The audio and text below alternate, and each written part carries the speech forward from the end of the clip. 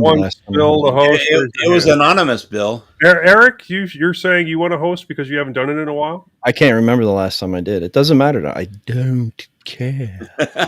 I honestly don't either. So if you have even a 1% care. All right. All those in favor I do have a 1% care. So okay, I'm making an executive decision here, Eric. Hey, you're it, Eric. Okay. Now we have to shuffle the show around a bit. Oh, Bill? No, he did accept my offer. But did he? So I've got it for 105 quid. That's not bad. with the broken screen. Yeah, but still not bad.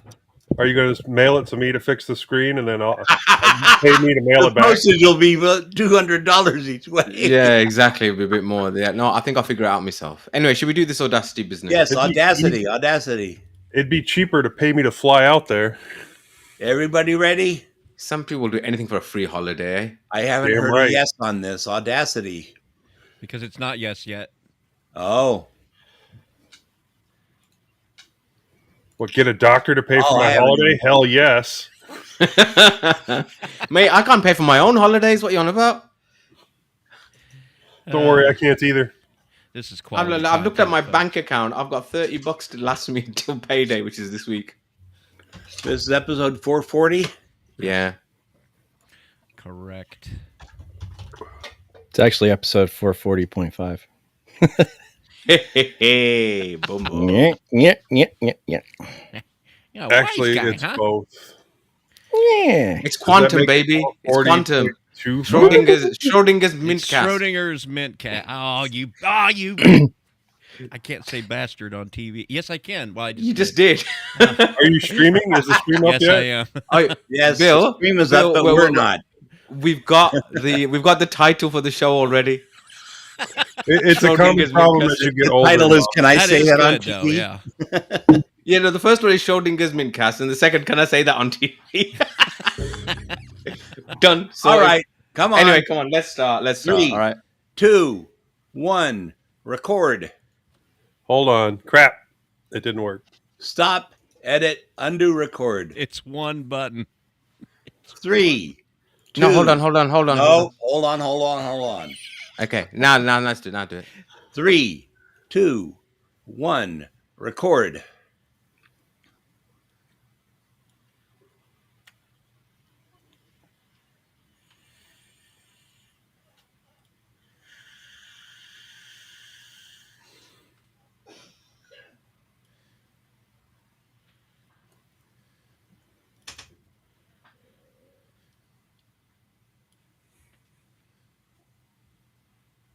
And that's enough for Tony, so it's enough for us.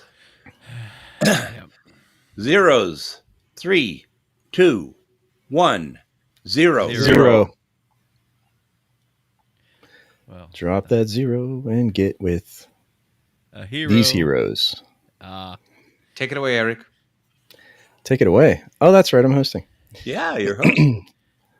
Welcome to mintCast, the podcast by the Linux Mint community for all users of Linux. This is episode 440. This is episode 440.5, recorded on Sunday, June 23rd, 2024. Fresh from the swamps, I'm Joe. Melting down, I'm Moss. by the way, I'm Bill. Networked out, I'm Majid. And predictably the most boring, I'm Eric. Full show notes are linked in the show's description.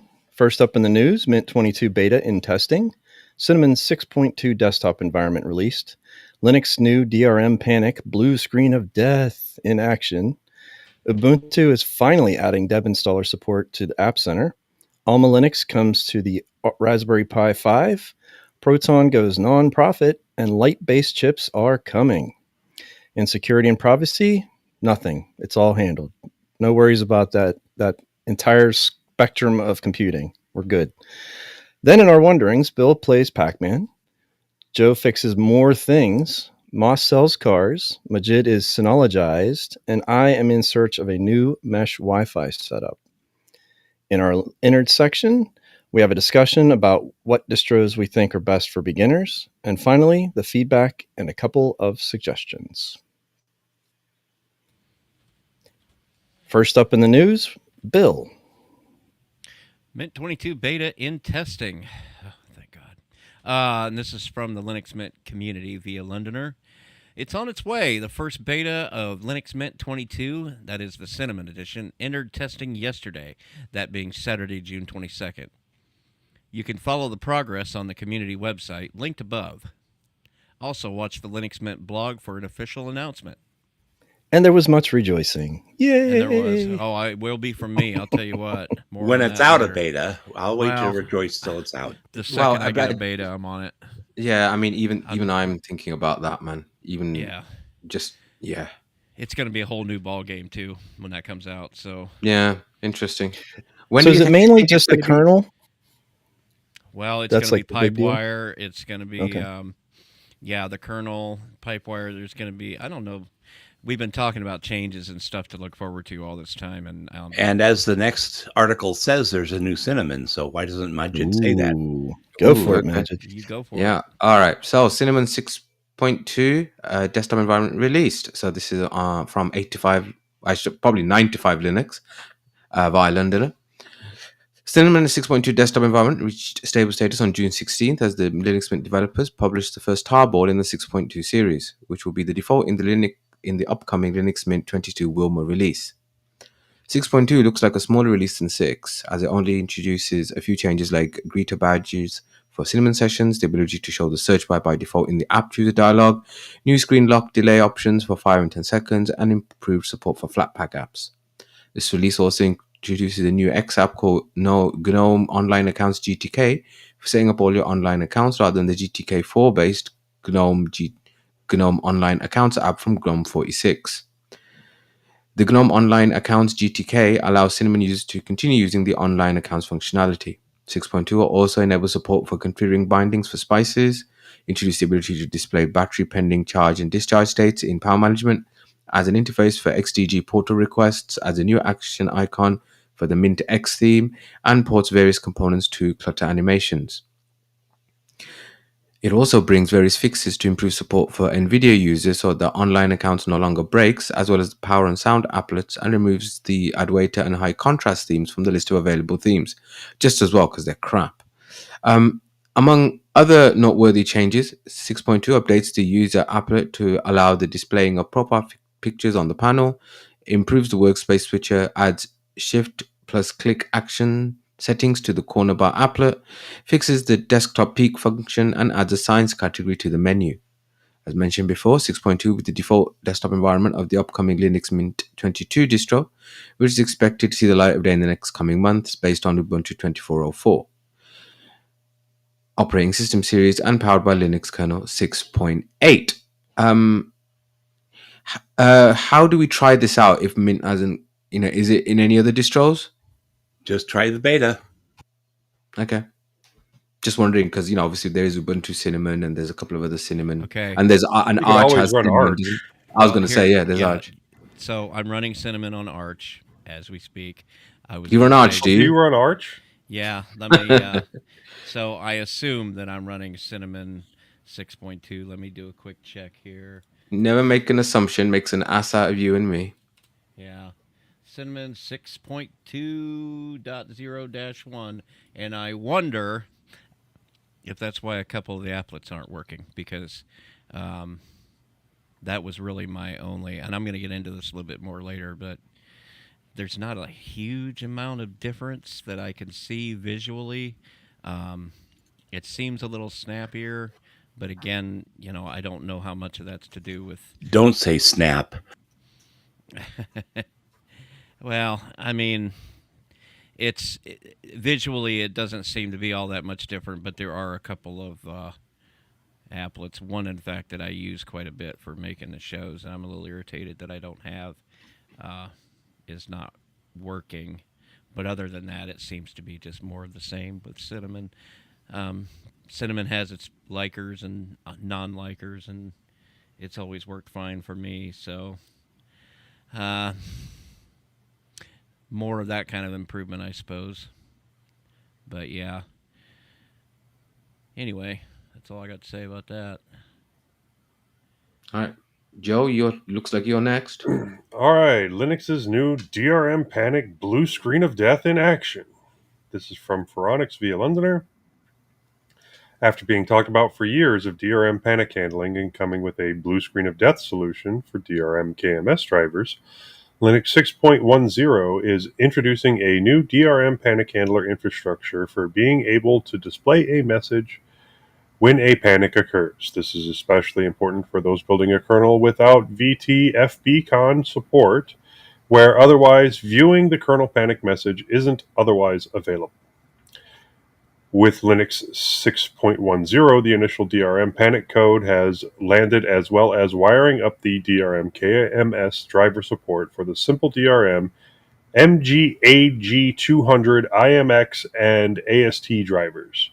There is work underway on extending DRM panic support to other drivers that we'll likely see over the coming kernel cycles for more widespread support. For those curious what DRM panic can look like in action, Red Hat engineer Javier Martinez Canillas shared a photo of the DRM panic blue screen of death in action. A Beagle Play single board computer was used, and Javier posted to Mastodon of an example implementation. It's simple and to the point. It could be extended in the future, with some operating systems having looked at QR codes for kernel error messages and other efforts for presenting more technical information while still being user-friendly.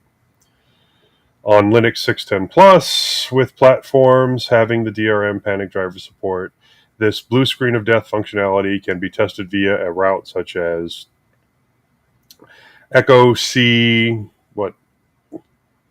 greater than /proc /sysrq tac trigger. So we really needed a blue screen of death in Linux? We've done so well without it for so long. Well, showing what the kernel did is always appreciated, so that way you can, try and track down the problem and fix it. As long as it's giving something more than just a freaking error code. Exactly. That's always been my... Yeah. Go ahead. If it's just information and it's useless, it's just spurious numbers and garbage that's useless to everybody almost. Then now... Here, let me turn my computer on and look up that error code. Oh. I've had to explain so many times in my IT career that how useless the blue screen is. And people will say, well, there's a code there. Can't you search for that code? And I'm like, you can. It's not going to tell you anything. But you'll get a bunch of results that don't actually help you in any way. And, you'll get a lot of other people asking the same question on various forums. Exactly. Yeah.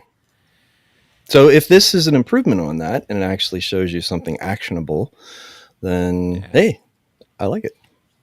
Right on. Ubuntu is finally adding deb installer support to App Center. And this is from Joey Snedden at OMG Ubuntu via Londoner. One of the biggest drawbacks to Ubuntu's new App Center, the Flutter-based replacement for GNOME Software Center, is that it doesn't let you install debs download from the web. To be clear, since confusion often creeps in, the Ubuntu App Center does allow you to install deb software so long as it's the Ubuntu's repos. What it doesn't currently do, which the many Software Center incarnations over the years did, is sideload, in air quotes, or real quotes, deb packages. But at long last, support for this is actually in the works, as in code not plans on. The App Center GitHub, there's been a spurt of activity in the pull request to plumb in support for installing debs using the App Center. This lets Ubuntu users do what they're used to: download a deb installer, then double-click to install via a guided. Period. Great. Good writing in this show. Oh, man. Obviously, given that debs aren't sandboxed and could be made by or come from untrustworthy sources. The distro will educate users as and when they attempt to install deb packages like Google Chrome, Discord, and Steam using App Center with warnings. You ever get the idea this was never meant to be read out loud? I don't know. There's likely to be some gasping and pearl clutching at word that deb installer support is in the works. Some frame making it easier for Ubuntu users to install packages they choose to download from the web as tantamount to encouraging it, which, as the warnings the distro will show to users when sideloading a deb package make clear, has potentially severe security implications. Consequences would be a better word. Debs aren't sandboxed and get unrestricted root access to a user's system. Plus, unlike deb packages in the Ubuntu repos, third-party debs download from the web are not vetted, can be produced by anyone, and can contain anything. It's a valid fear, at least in theory. He goes on to say, in all the time that is Joey, has been blogging about Ubuntu, which in fact is 16 years, I can't recall any widespread and or recurring incidences involving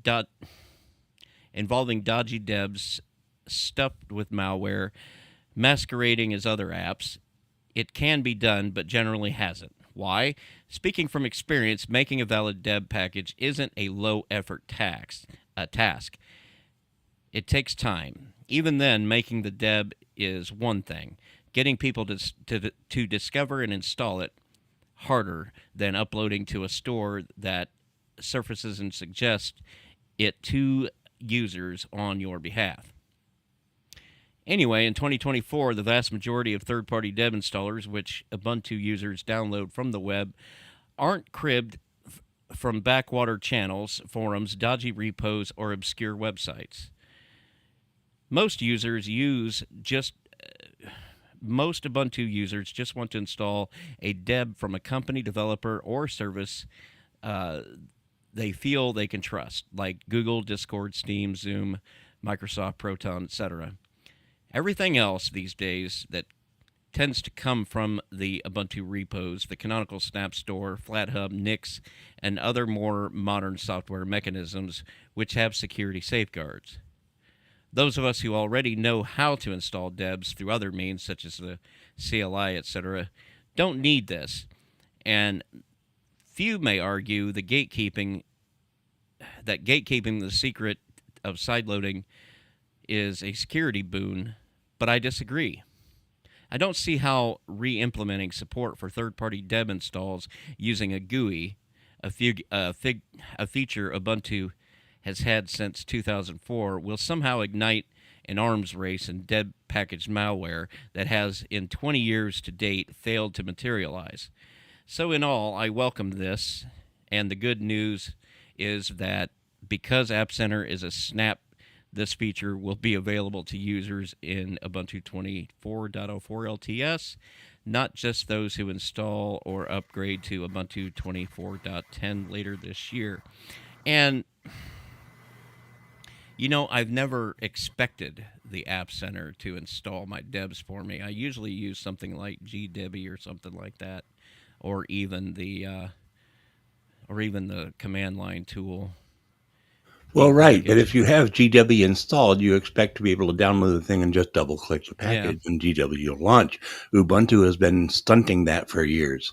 Well, this is talking about the App Center doing it, and I've never expected that to work. But the thing that I think is confusing that I ran into, and I'll talk about this a little bit more later, is that when you install the flagship Ubuntu, you actually get two app stores. You get the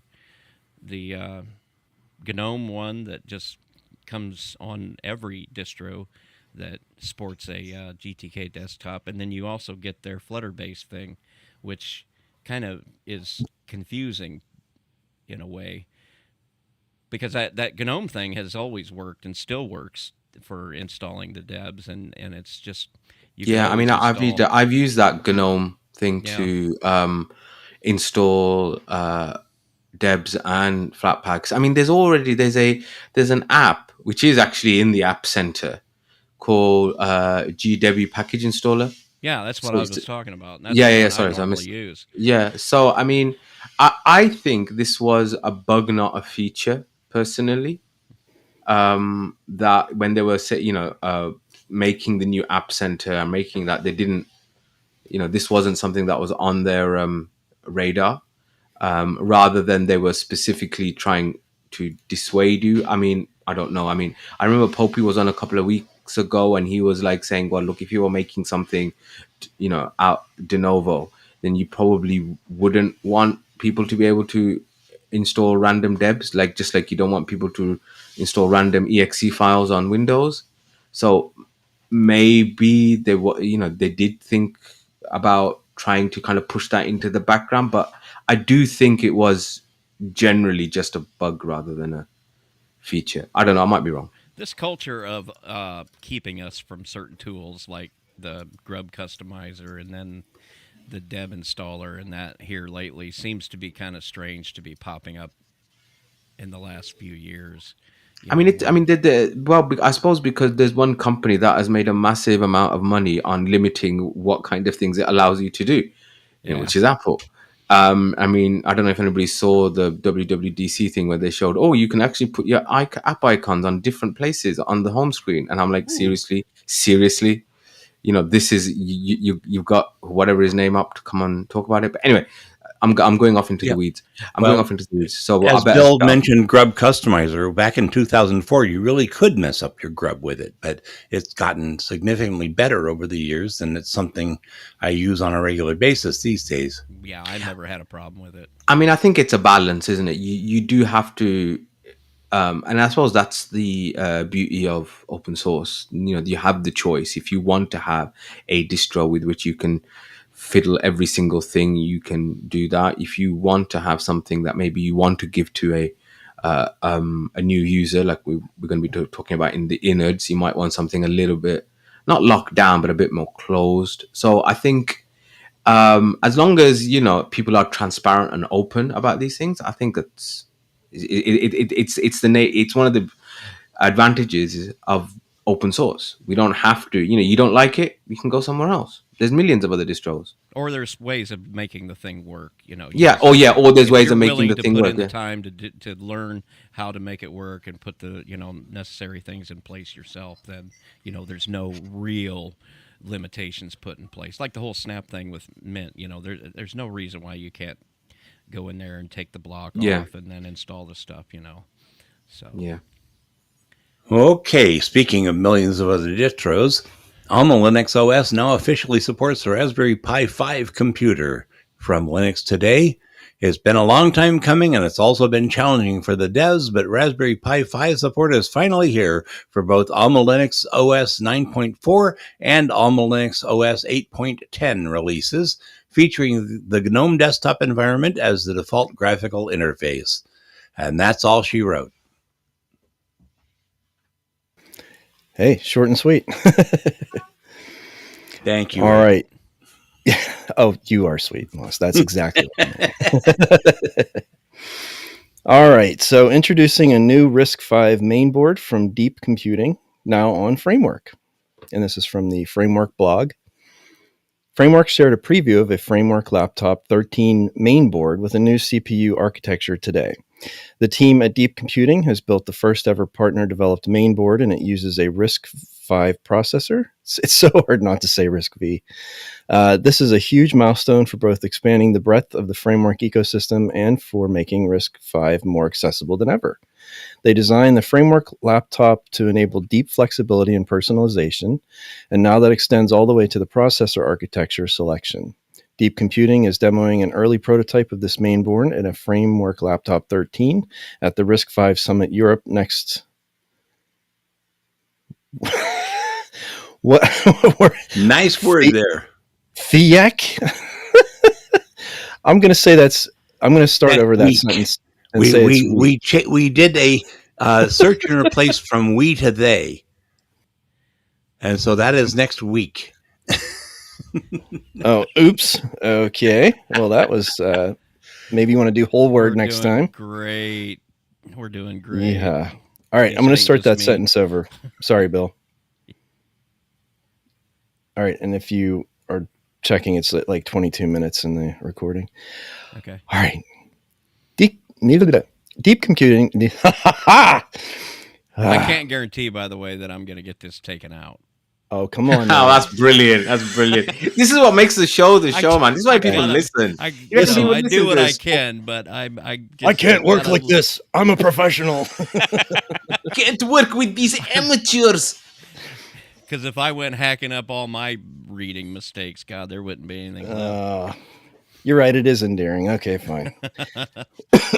All right. Deep Yeah, Computing is demoing an early prototype of this main board in a Framework Laptop 13 at the RISC-V Summit Europe next week, and they'll be sharing more as the program progresses. There is an excellent philosophical argument between RISC-V and Framework. Both are built on the idea that an open ecosystem is more powerful than the sum of its parts. RISC-V is an fully open instruction set architecture, or ISA, which is the interface point between software and hardware. It is a defined set of instructions that software is compiled and assembled into the processor executes to run the actual program. x86 or the latest version x86-64 is the most common ISA for PCs today, and it's what is used in the processors for each Framework laptop they've shipped to date. The x86 ISA was invented by Intel, extended on by AMD, and is proprietary, with Intel and AMD being effectively the only two companies able to use and create processors around it. ARM is another popular ISA owned by ARM Holdings. ARM licenses the ARM architecture out, which enables companies to pay a license fee for cores to make sure that their own processors that leverage it. Ugh. Sorry, people listening. What makes RISC-V unique is that it is entirely open architecture, which means that anyone can extend on it and create their own processors that use it without paying a fee. RISC-V International is the collaborative organization that exists to help develop the standard and define common versions to ensure cross-compatibility of hardware and software. There are hundreds of companies now developing cores and chips around RISC-V, but most of these have been hidden away in embedded applications. The Deep Computing RISC-V mainboard is one of the first instances of leveraging this ecosystem for the main processor in a consumer-facing product. All of this is what makes RISC-V unique from an ecosystem enablement perspective. The actual technology is equally interesting. The base instruction set of RISC-V is simple and streamlined, while there are a number of extensions enabling high performance and specialized compute. This means that RISC-V cores can be developed for anything from tiny control CPUs embedded inside a sensor, the fingerprint reader they've used in Framework laptops since 2021 actually has a RISC-V core, to monstrous multi-hundred core server processors. The Deep Computing RISC-V mainboard uses a JH7110 processor from Star 5, which has 4 U74 RISC-V cores from SI5 or Sci5. Sci5 is the company that developed CPU cores using the RISC-V ISA. Star 5 is the processor designer that integrated those CPU cores with other peripherals. Deep Computing created a mainboard leveraging that processor, and Framework makes laptops that can use the mainboard, the power of an open ecosystem. This mainboard is extremely compelling, but they want to be clear that in this generation, it is focused primarily on enabling developers, tinkerers, and hobbyists to start testing and creating on RISC-V. The peripheral set and performance aren't yet competitive with our Intel and AMD-powered Framework laptop mainboards. This board also has soldered memory and uses micro SD cards and eMMC storage, both of which are limitations of the processor. It is a great way to start playing with RISC-V, though inside of a light, thin, refined laptop. The mainboard will be able to drop into any Framework Laptop 13 chassis or into the Cooler Master mainboard case. Deep Computing is also working closely with the team at Canonical and the Fedora community to ensure Linux support is solid through Ubuntu and Fedora. They'll continue to keep up to date as they work with the team at Deep Computing to complete development of this new mainboard and enable access to it. You can sign up in the Framework Marketplace to get notified when they have updates. They have a couple of other updates around scaling access for Framework Laptop 13. The first is that just like they did for Framework Laptop 16,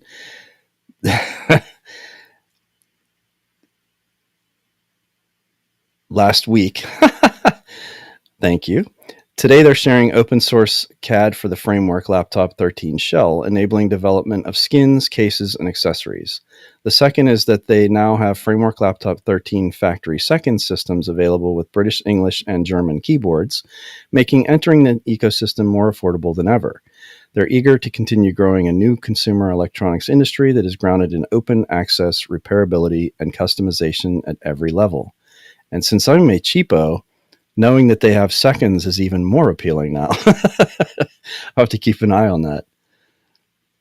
Well, that's cool. I mean, RISC-V is definitely going to be something that I think will have a more competitive advantage at some point because it's open.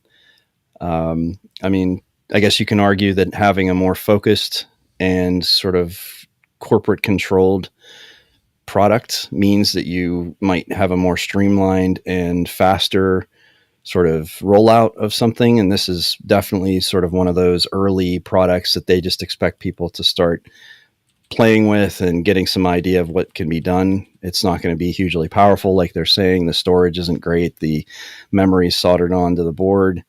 But I think for anyone that's looking forward and can see the promise of RISC-V, that's pretty cool that they have this available. And also that it's a board itself. Like, you don't have to get the whole computer. If you either have the computer, you can swap it out, or you can get that external, the Cooler Master case, which is pretty cool.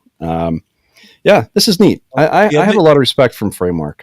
I think they do some pretty impressive things. The other thing is that RISC-V is totally open, and ARM has been trying to lock down their thing. They're trying to make more money at ARM, and so they're doing funny things at ARM, and RISC-V is a way around that.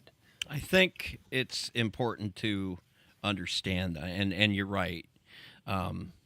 As you know, RISC-V devices become available, it doesn't always necessarily mean that you're going to end up with a completely open source hardware stack, because you've got an open instruction set on the CPU, yeah, but you're all of the other elements stacked up on top of that could end up having closed firmware on it, so it's good, but still, that the object or the goal here is to get as many open source bits as possible, right? I mean, to be perfectly honest, I'm amazed that this is getting any traction whatsoever.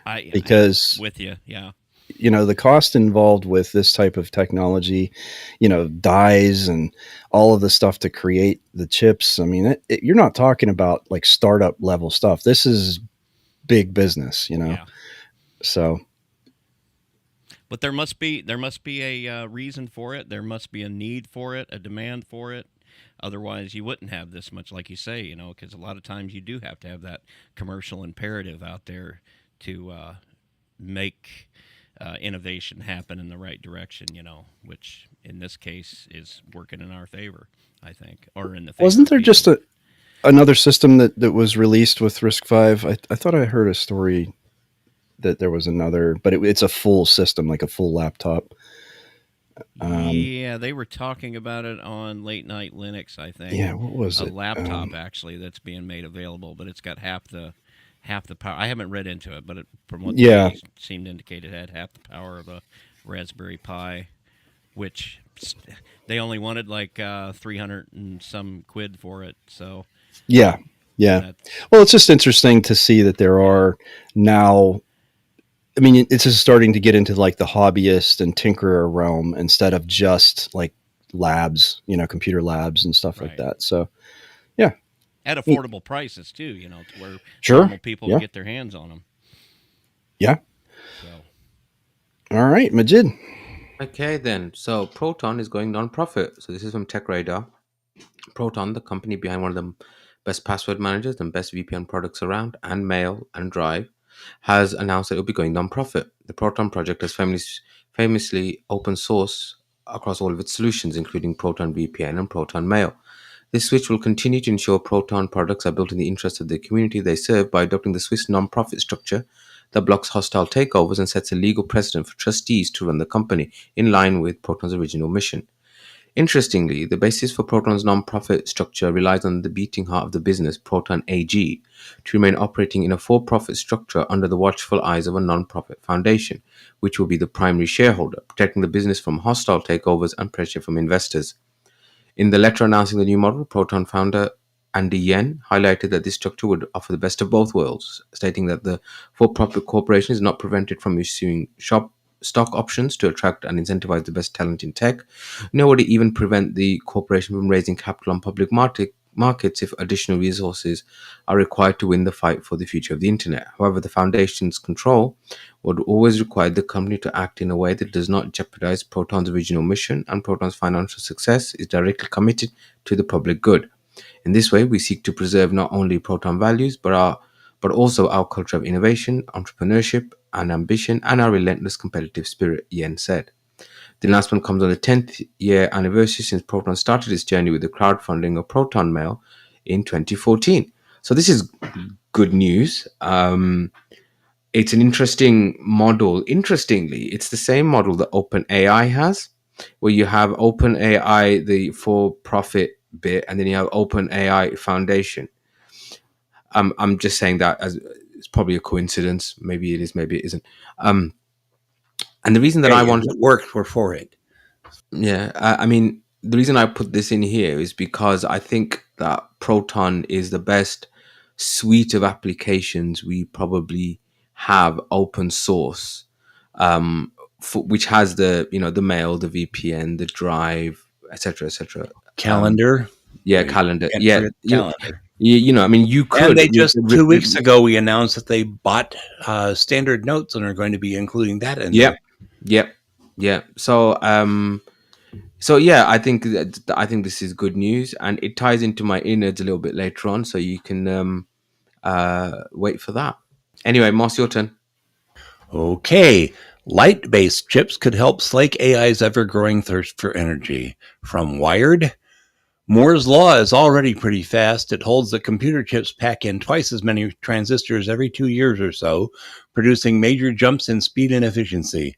But the computing demands of the deep learning era are growing even faster than that, at a pace that is likely not sustainable.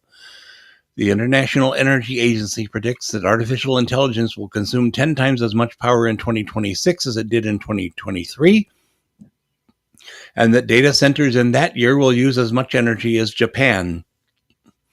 Quote, the amount of computing power that AI needs doubles every 3 months, end quote, said Nick Harris, founder and CEO of the computing hardware company Lightmatter, far faster than Moore's law predicts.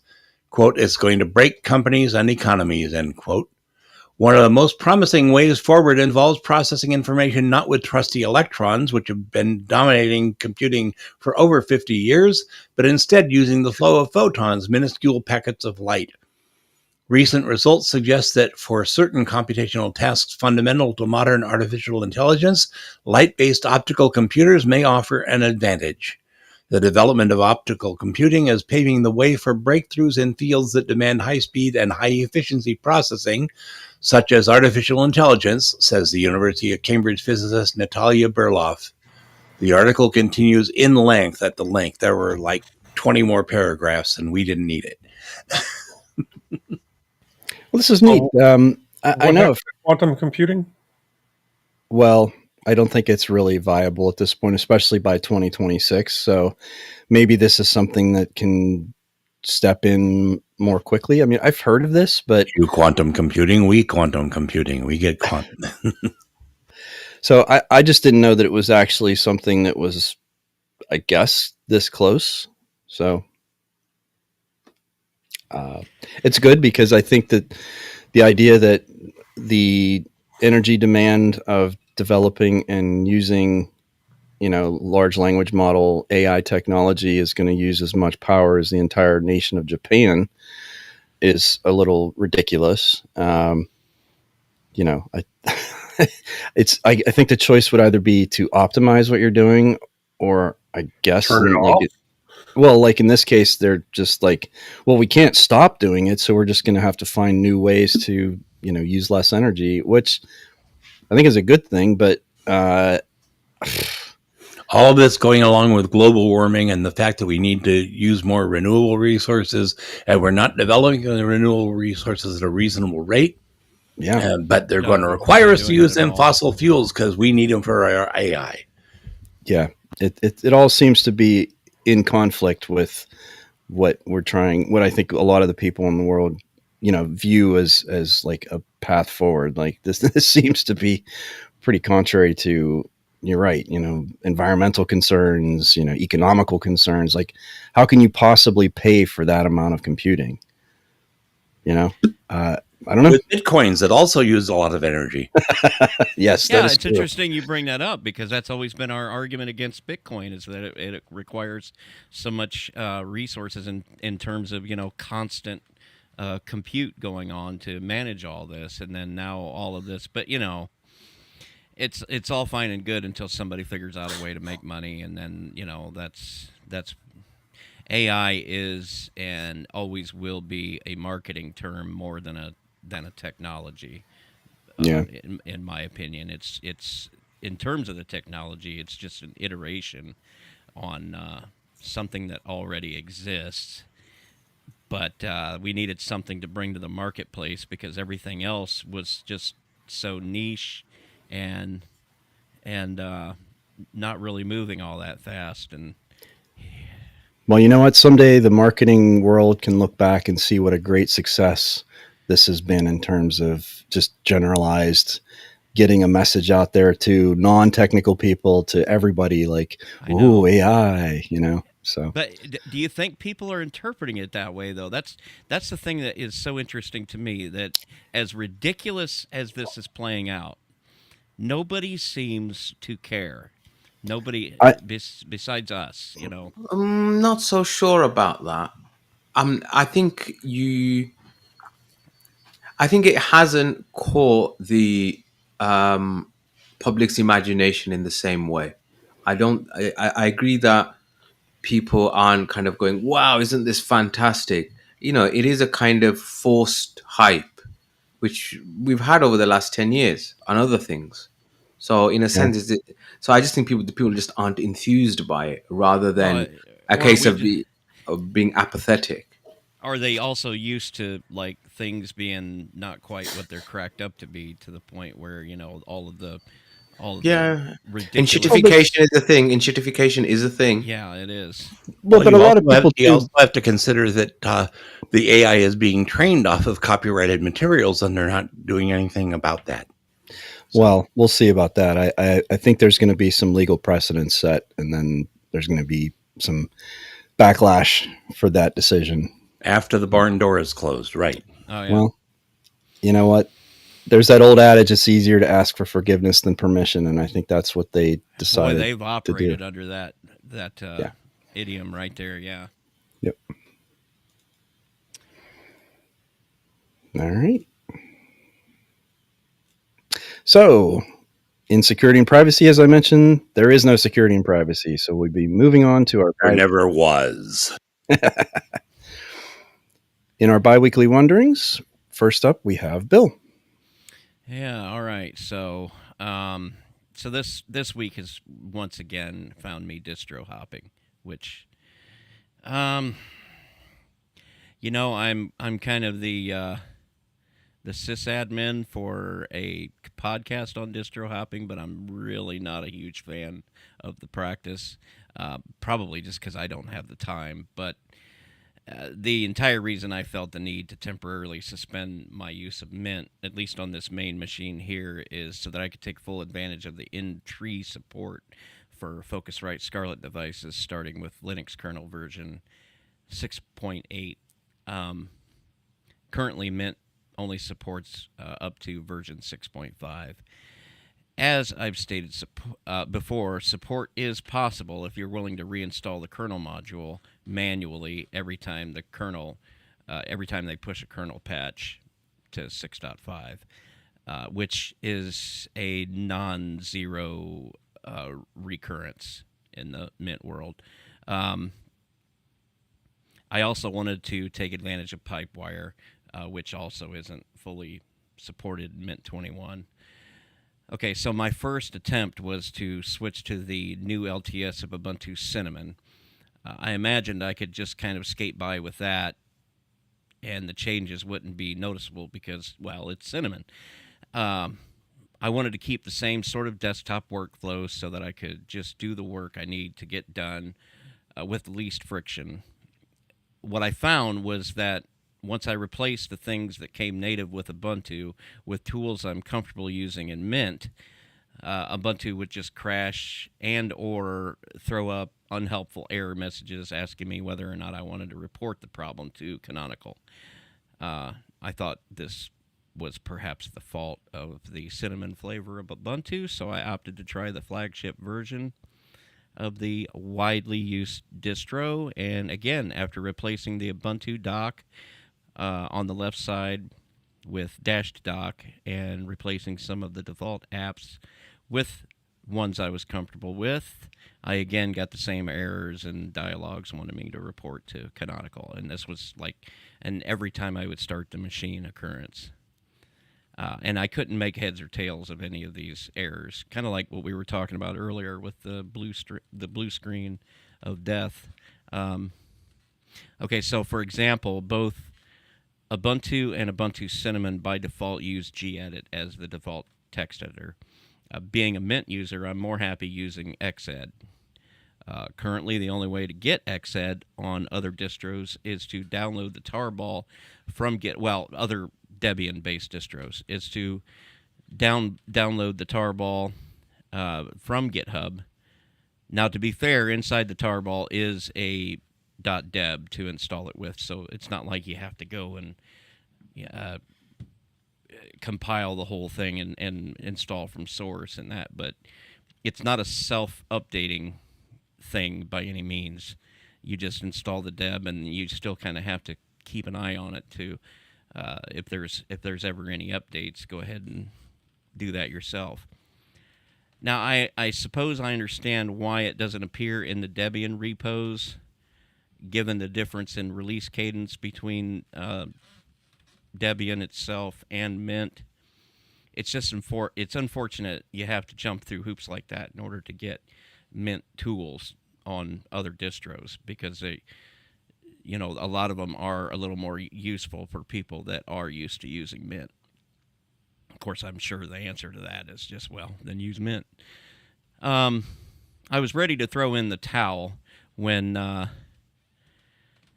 was ready to throw in the towel and jump back to Mint 21 and just wait for the betas to come out when a sudden burst of insanity came over me. By the way, I thought I'd try Arch. So installing Arch on this machine was kind of like... That is not a sudden burst of insanity. You've always had that. Yeah, but I wasn't quite willing to go down that road with this, full-on production machine right here, and put 3 podcasts and 2 other things at risk of... Anyway, I derailed you. I'll let you continue on. Yeah. So installing Arch in this machine was kind of like sliding into an old bathrobe after a hard day in the unobtainium mines. The Arch install script offers, as one of its desktop options, Cinnamon. And all of the tools I'm used to using are in the default repos, including Xed, which is right there in the default repo. There's no dancing around getting any of this stuff to work. And the only Flatpak I had to install was for OBS Studio, and that's only because it's the easiest way to get it with the browser plugin already installed. It can also be done via the AUR, but compiling OBS is a little silly given how well the Flatpak is maintained. In fact, when you go to the OBS website, they actually push you towards the Flatpak, which that's a good indication that it's got, at least the blessing of the upstream project itself. As of right now, the only problem I'm having is with a third-party Cinnamon applet I've been using to be able to tell if my microphone is muted or not, and it's just a little applet that sits It's not really in the tray, but it's right next to the tray, and it's got a little microphone. Turns red when I'm muted and goes green when I'm not. Because here on mintCast we make fortuitous use of the mute button during the course of the show, and it doesn't work. But that might be now that we've talked about the new version of Cinnamon. I hadn't even thought that it might have been a version thing. So there's that. Let's see. I did have some weirdness with Audacity, not knowing what to do with the inputs and outputs. That when you set them to default, which is what we normally do when we're using Mint or anything, simpler, it just doesn't work. It doesn't record correctly, or it wants to record from one of my webcams, which doesn't really make sense because they're all disabled in path view control. But when you set that to Pipewire, it just seems to work. So yeah, fine, whatever. I've successfully recorded and edited 2 episodes of 3 Fat Truckers and an episode of Linux OTC with this system. If you're seeing and or hearing us right now, let it be further evidence of Arch's usefulness for content creators. That all being said, I'm eagerly awaiting the next version of Mint, and that's including the betas when they come out. Bill, that's really strange to me because as I'm a Mate user, I prefer Pluma as my text editor, and I'm finding Pluma available through the Ubuntu repos.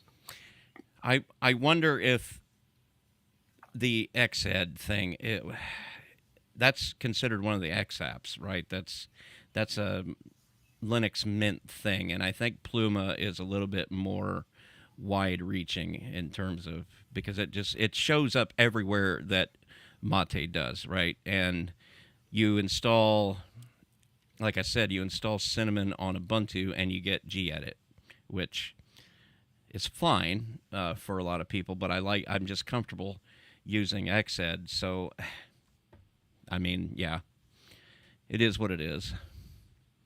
For right now, though, it seems to be working okay.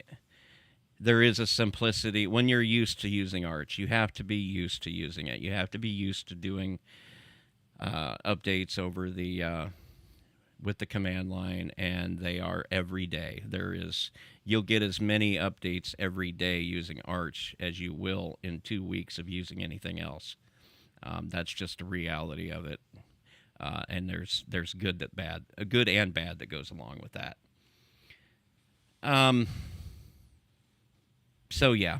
Okay, so I'd also like to take the time to let everybody know that in addition to the MP3s that I've been uploading to archive.org, I have begun, or perhaps re-begun, uploading OGG versions of the show to archive. Since I've taken over the audio and web management of the show, like I said, I've only been doing the MP3s. This is because the plugin we use on mintcast.org will only work with MP3s for the RSS feed. And given the fact that the standard is no longer patent encumbered and hasn't been for some time now, I didn't see the need to duplicate the effort and the storage use. I'm not sure if I have a good explanation as to why I decided to start uploading both, except, well, why not? If you want to download and listen to the show in OGG format, you'll have to download it from the archive.org site, though. A link to the site is on the front page of mintcast.org.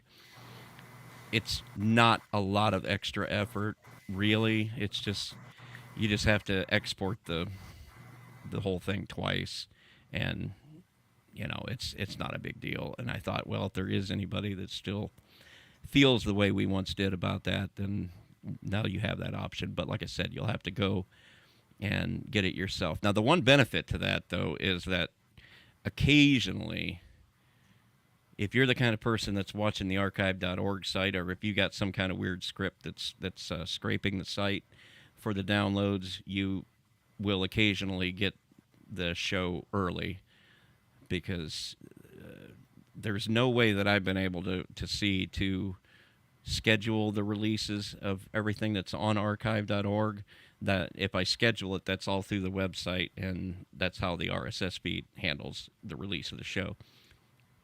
But it might be on the archive.org site prior to that, and in the case of like the .5 episode, the second half of the show, it could be on there up to a week early. So there is some advantage to go in there and looking for that if you want to listen to the show early. I'd be interested to know from you, dear listener, whether anyone still cares about these things well enough to go through the trouble of checking archive to see if the next episode is available. Let me know at mintcast@mintcast.org, or hit us up on the socials. I'd like to know if people still care about that kind of thing, honestly, Yeah. or if it's No, not worth it at all. before you got on the show, we actually had the OGG MP3 conversation because we were releasing both. So this was a couple of years back when MP3 was going open source. And that was the reason that we had stopped releasing the OGG, because we did have several listeners that only wanted to use open source. And that's why we had been posting it at that time. But when MP3 went open, we kind of stopped. I think for a while we were releasing the MP3 format on both of the RSSs that we had set up, the one for OGG and the one for MP3. So, and then we just stopped. And I think that OGG, it still exists, but all it really is a like a 301 to the MP3, you know. So if there is the odd person out there that thinks they're getting an OGG when they subscribe, because you can subscribe to the way our RSS feed works, because it was set up so many years ago, is it starts with either OGG mintcast or MP3 mintcast, but they both just link back to the MP3 download. So this doesn't change that, but I am making the OGG available, and I'm going to keep an eye on it to see if anybody's actually taking advantage of it. In the future, I might not do it if I'm pressed for time, or because a lot of times I'm uploading this from my truck using my phone over the wireless. You could just start releasing a FLAC version. Yeah. I mean, there's shows out there that do put a FLAC up on the archive, which, you know, I suppose I can see why that might be useful, but I can't see myself ever doing that. Wave, go for the wave. The wave, yeah. Leo uploads waves to the Nextcloud instead of the FLAC, which is fine. But yeah, there's still people using that. Anyway, that's all I've got. What about you, Joe? Well, I had an interesting 4 weeks, but not a whole lot of tech stuff, I don't think. I went to Florida and visited some family, my dad, stepmom, sister, grandma, nephew, brother-in-law. Missed out on all the aunts and uncles and cousins, but I still had fun anyway. I played a lot of Skyrim, read some more Spider-Man 2099, and just basically hung out, binge-watched some NCIS.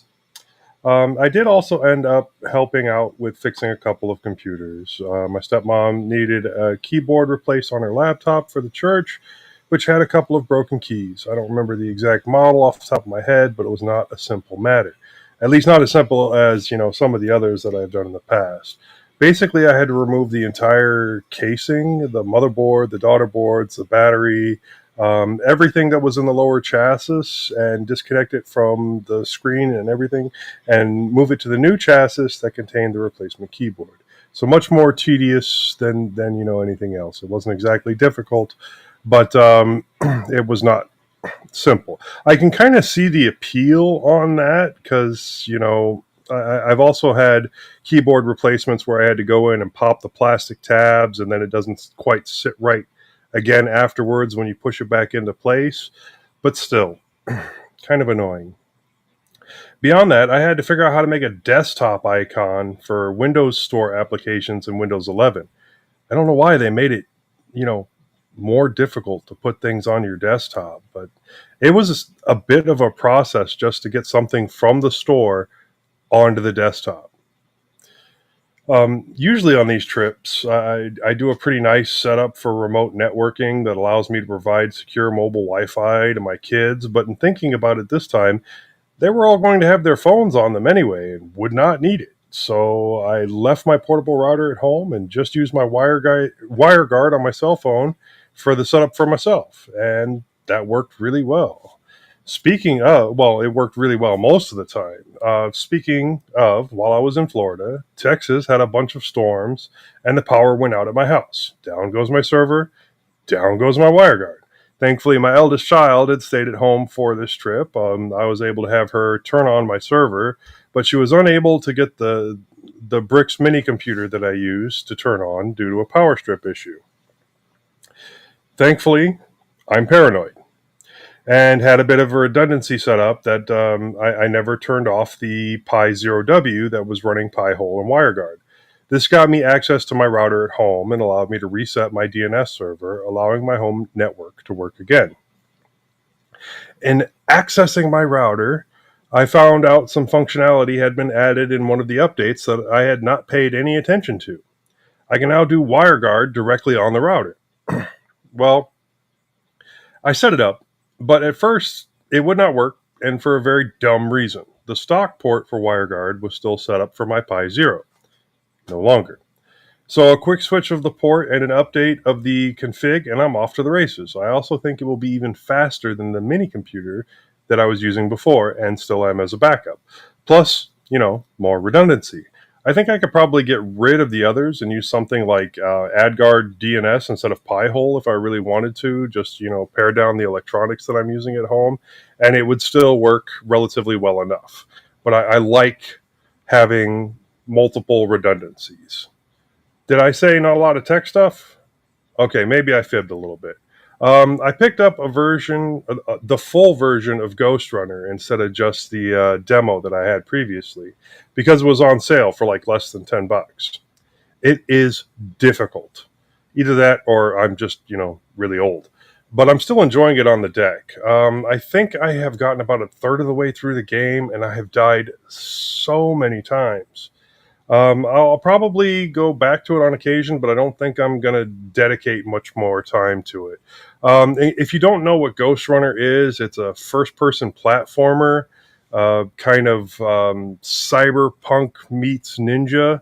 So you're moving all the time, and it's very precise, fast twitch, controlling to like jump off of walls and do all these crazy parkour tricks to kill all these people that are shooting at you. It can get a little bit tedious and a little bit annoying, but yeah. Then like right after I got that and started playing it, my daughter Tala found a Humble bundle for me for Father's Day that had some. It had like this Atari emulator with 90 games on it, and a game that was on my wish list called High on Life, which is actually has a bunch of the voices from the people that do Rick and Morty, along with several other games, but those are the ones that I was mostly interested in. So I now have those too, and I think she said she paid like $25 for it, so pretty cool. I haven't done much with those yet because, playing Ghost Runner. And then like I am just so busy this week. I guess it started on this last Wednesday with tilts in the evening, and then I had the LGBTQ celebration on Thursday, it being Pride Month. Then the Linux Lugcast on Friday. Then yesterday there was a pool party, surprise party for a friend for her birthday, and then mintCast today, plus a meeting after this for the local area Dems. And then on Monday, I'm going to be meeting the new management. I got 2 meetings with the same guy. There's a lunch, and then there's a one-on-one, and that is my manager's manager's manager. And then there's another meeting Tuesday after work. It's a happy hour meeting with the guy that's his manager. And then let's see, on Wednesday I will have tilts again, and then there's the debate on Thursday that we're having a meeting for with the local area Dems. So yeah, my schedule is a little bit full. And then over the last couple of days, I started having an issue with my 3D printer. And at this point, it's sitting broken in my garage. I'm not quite sure what the problem is. I'm thinking it's going to be the heating element, but it started where it started printing, and it will print like the first couple of layers just fine, and then it clogs or sticks or whatever, and then because of the extruder motor and the replacement pieces that I have for that, it still forces out the filament, even though it's not coming out of the actual extruder end, the hot end. So what happens is the PTFE tubing pops out of the fixing that holds it into place, and I already tried replacing the nozzle because I thought the nozzle might be partially clogged and causing some major issues. But that's not the problem, because within the first print, it started doing it again on like the third or fourth layer. So, Joe, did you mention that it's warm in Texas? it is. So there is a little bit of warmth in Texas. It's been sitting in like pretty close to hundreds, and it's supposed to be getting hotter over the next few days. But yeah, I hadn't quite gotten to that because it's getting to be the norm in Texas that it's a bajillion degrees. So I just learned to live with it, I guess. Now, where was I? Oh, yeah, 3D printer. So I don't know if I need to replace the entire hot end again, or if I just need to replace the heating element, or what else could be causing it. Those are the only things that I can really think of. But considering the prices of replacing the entire, and the fact that that one screw on the gantry is a little messed up, I might replace the entire hot end again. And then I thought I had included in my notes, but I don't see it here. Something must have happened with the notes where part of my notes just magically went away, because I also found two Razer Black Widow keyboards, one Ultimate, one Elite, for about $15 each at the local resale. And one of them is perfectly working, perfect condition. It's got blue switches, which I like blue switches. And the other one is the Elite, which has green switches, and green switches are also good. Nice sound, nice mechanical feel.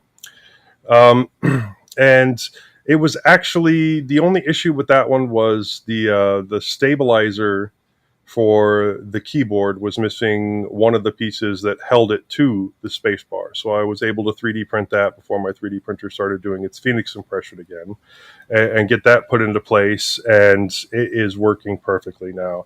So I'm going to give them a bit of a cleanup, and they are wired, and they do have like a USB hub on them, or, well, the one's a USB extension, the other one's a USB hub, because there's Joe. multiple. Yeah. I'm sorry to interrupt you, but when I bought my keyboard, I've got one of these DOS keyboards, and it's advertised as being blue keys. And is that the measurement of how noisy they are? It's not a measurement, but the blue keys are the loudest. Okay. And then what? Well, green come really close, but the green have much more of a tactile feel than the blues. And then from there, mostly they're quiets. There's reds, there's yellows, there's a whole bunch of different things that I couldn't even begin to tell you about. But if I remember right, like, this is one of the Razer keyboards that I had picked up for, $15, $150 keyboard. And if I pop the top off, yeah, blue keys on this one. And so then blue is always the loudest. Is always going to be your well, clapping. Until somebody comes out with something more. Yeah, that's. And there's a whole lot of other factors that go into how loud a keyboard is, because you can lube your switches, And then a lot of it is dependent on the back plate as well. So if you have a plastic back plate, and then it's going to be a little bit quieter. If you have a metal back plate, it's going to be much louder. And then also you can do things like have padding on the inside, so it's not as hollow, so there's not as much of a thunk. Um, and that will also reduce the noise. Or if it comes with padding, you can remove the padding, obviously, and make it louder. So there's a lot of factors that go into how loud a keyboard is.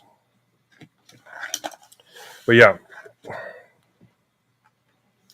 So essentially, I think what's going to happen with those is I'm going to keep one of them. I haven't decided which one yet. And then the other one is going to be a present for a gamer somewhere, sometime. I don't know. Maybe we'll have a giveaway or something on mintCast. Let me know. Ooh, that'd be cool. Yeah. All right. That's it for me, unless you guys got any more questions. Moss? All right. I can verify that Joe's server went down as I watched some of my TV on his Plex server, but it was up a few days later, so we were good.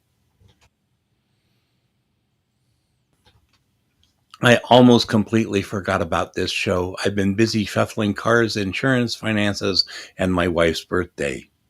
I told you before that I bought a new car for my wife and that she decided she wanted to keep the old one, so I had to sell my Mazda 2. After a lot of thinking and some spreadsheet examination, which showed that the Mazda cost $700 less per year in maintenance than the Chevy and got 10 miles per gallon better gas mileage, she has decided to accept the Hyundai after all. We have yet to call the insurance agent or set up the for sale stuff on the Chevy. It's the right decision, trademark.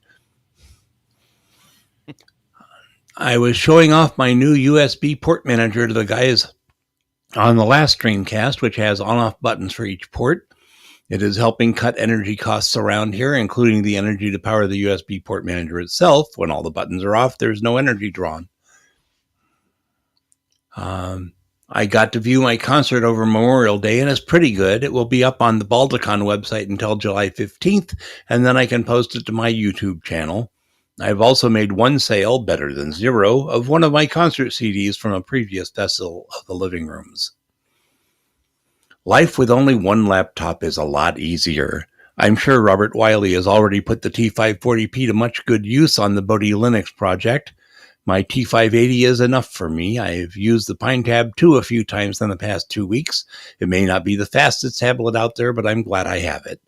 I also have discussed swapping the copy of Bookworm on it for a copy of Trixie, both with a special danked kernel for PineTab. I just haven't pulled the trigger on that one yet. For my wife's birthday, it was dinner and a movie. The meal was excellent and much less expensive than we remembered. We will have to visit there more often. The movie was Thelma, an action movie, supposedly, featuring a 92-year-old June Squibb in her first lead role, with Robert Roundtree as her co-star and a lesser co-star role from Malcolm McDowell. It was a wonderful, wonderful movie, but they pushed it as an action movie, and there's hardly any action in it. Old people don't move fast. They don't jump over walls and fences and off cliffs and stuff, but it's a beautiful movie, and you need to go see it. Not going to get fully into book club here, but I am currently reading 3 completely different series by Honor Raconteur, as well as another by Iris Beaglehole. Probably not their real names, but you need a layer of security these days. And a brand new novel from my current favorite author, Charlie Holmgren. Also on book 2 of the series by potential mintCast guest Ken McConnell. It's going rather well, actually. And I guess that's it, unless you guys want to talk books some more. I'm currently reading the Wheel of Time series. Okay, Majid, you're up. There's a whole load of books in that, isn't there? 14 books. Okay. Anywho, okay, so it's been about a month since I was last on mintCast, actually, so this isn't really a bi-weekly, it's more of a monthly update, really.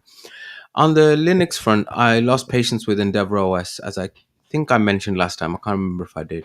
I think at the end of the day, I just didn't know what was going on. I couldn't make things work. Even when things like updates would come through, I wouldn't understand what the updates are about. I wouldn't understand what I was being told to say yes to. So anyway, I decided that experiment was over and it was time to move on to something else. So I decided to go for Ubuntu Unity, which I was really enjoying using. It did have one strange bug, which at first I thought was specific to Ubuntu Unity, but I've started seeing that come up on my Ubuntu work laptop as well. And the bug is that it will connect, disconnect randomly from the internet, whether it's Wi-Fi or whether it's wired. It will reconnect almost straight away, but then an error message would come up. And this is why. Actually, I'll get to that in a second. Now, this is interesting because Mint never had that problem, even though Mint is running an older kernel. I mean, I was using the Mint Edge ISO, which is running 6.5, so not that much older, but it's still an older kernel. I never had that problem, so it's probably something to do with Ubuntu. I don't know why exactly. I did enjoy using Unity, but it did affect my experience and productivity because, for example, we were doing OTC. I done all my recording on Audacity. I asked for it to get, I've sent the upload up. I left the computer, and in that period, it had decided to do a random disconnect, reconnect, and hence it didn't upload properly. The decision was then made for me when there was an update, and then I think I'll get to it, but I was installing my new NAS. I think I unplugged it during the middle of an update by accident, and so that completely balked my system, and it wouldn't boot. So I decided to take a bit of a punt. After discussing with Leo on Linux OTC, I've decided to go for an immutable distro. So I've gone for Aurora Linux, which is basically a Fedora KDE spin, but immutable. All the packages are Flatpak, and it's early days, I admit. I've only had it for actually maybe about 2 weeks now, maybe. But it's working surprisingly well, actually. No, it is week because it was after OTC, and OTC was last week. It's working surprisingly well, and it's nice being back on KDE. I mean, I like KDE. I've been a fan for a while. It's working absolutely fine. I'm doing this podcast from it. Everything seems to be working okay so far. I'm sure Audacity will cause a problem because it always does. But well, let me just say this is the first time I've not seen any connection warnings on the control panel on Video Ninja for your stream. I mean, anecdotally, there's something to do with Ubuntu and that. I don't know what it is. Yeah. Doing updates, doing this, and that makes no difference because I noticed it. As I said, on my work laptop when I took it to work, and I couldn't access my cloud files that I had stored up on my cloud storage. And when I looked, it was because it had disconnected, but then I didn't understand why it had disconnected, and then it reconnected straight away. So there's obviously some bug there. I did try that demessage thing, and I couldn't understand. See, the snap of Discord kept coming up, so I don't know if it's something to do with that, but I don't think the work laptop's got Discord on it, so that doesn't explain that either. So I don't know. Anyway, I'm on immutable. Aurora. It's actually the first time I've actually daily driven Fedora for a long time. I mean, like a decade, probably. So, but yeah, everything's working so fine. After a lot of time and procrastination, I finally decided I was going to get a NAS. I did think about whether to go for a bespoke Synology device or whether to go for a build your own true NAS or use the Raspberry Pi 5 that I've got. In the end, I went for a Synology DS223J, which has 2 bays from Amazon. Got it for about £180, so what, $200? Without the hard drive, I had to buy the hard drive separately, which I thought was pretty decent. I spent a whole day setting it up, which was fun in a way. I mean, it meant I had to reorganize my office. I found I had more power outlets than I initially thought I did. It does mean I might have to get some kind of Ethernet splitter because now there's too many things connected to the router. But anyway, I got it working. It took a while for me to get my previous media and backups and stuff onto it. I mean, they were just on, hard drives. I had a Samsung, a Western Digital, that sort of thing.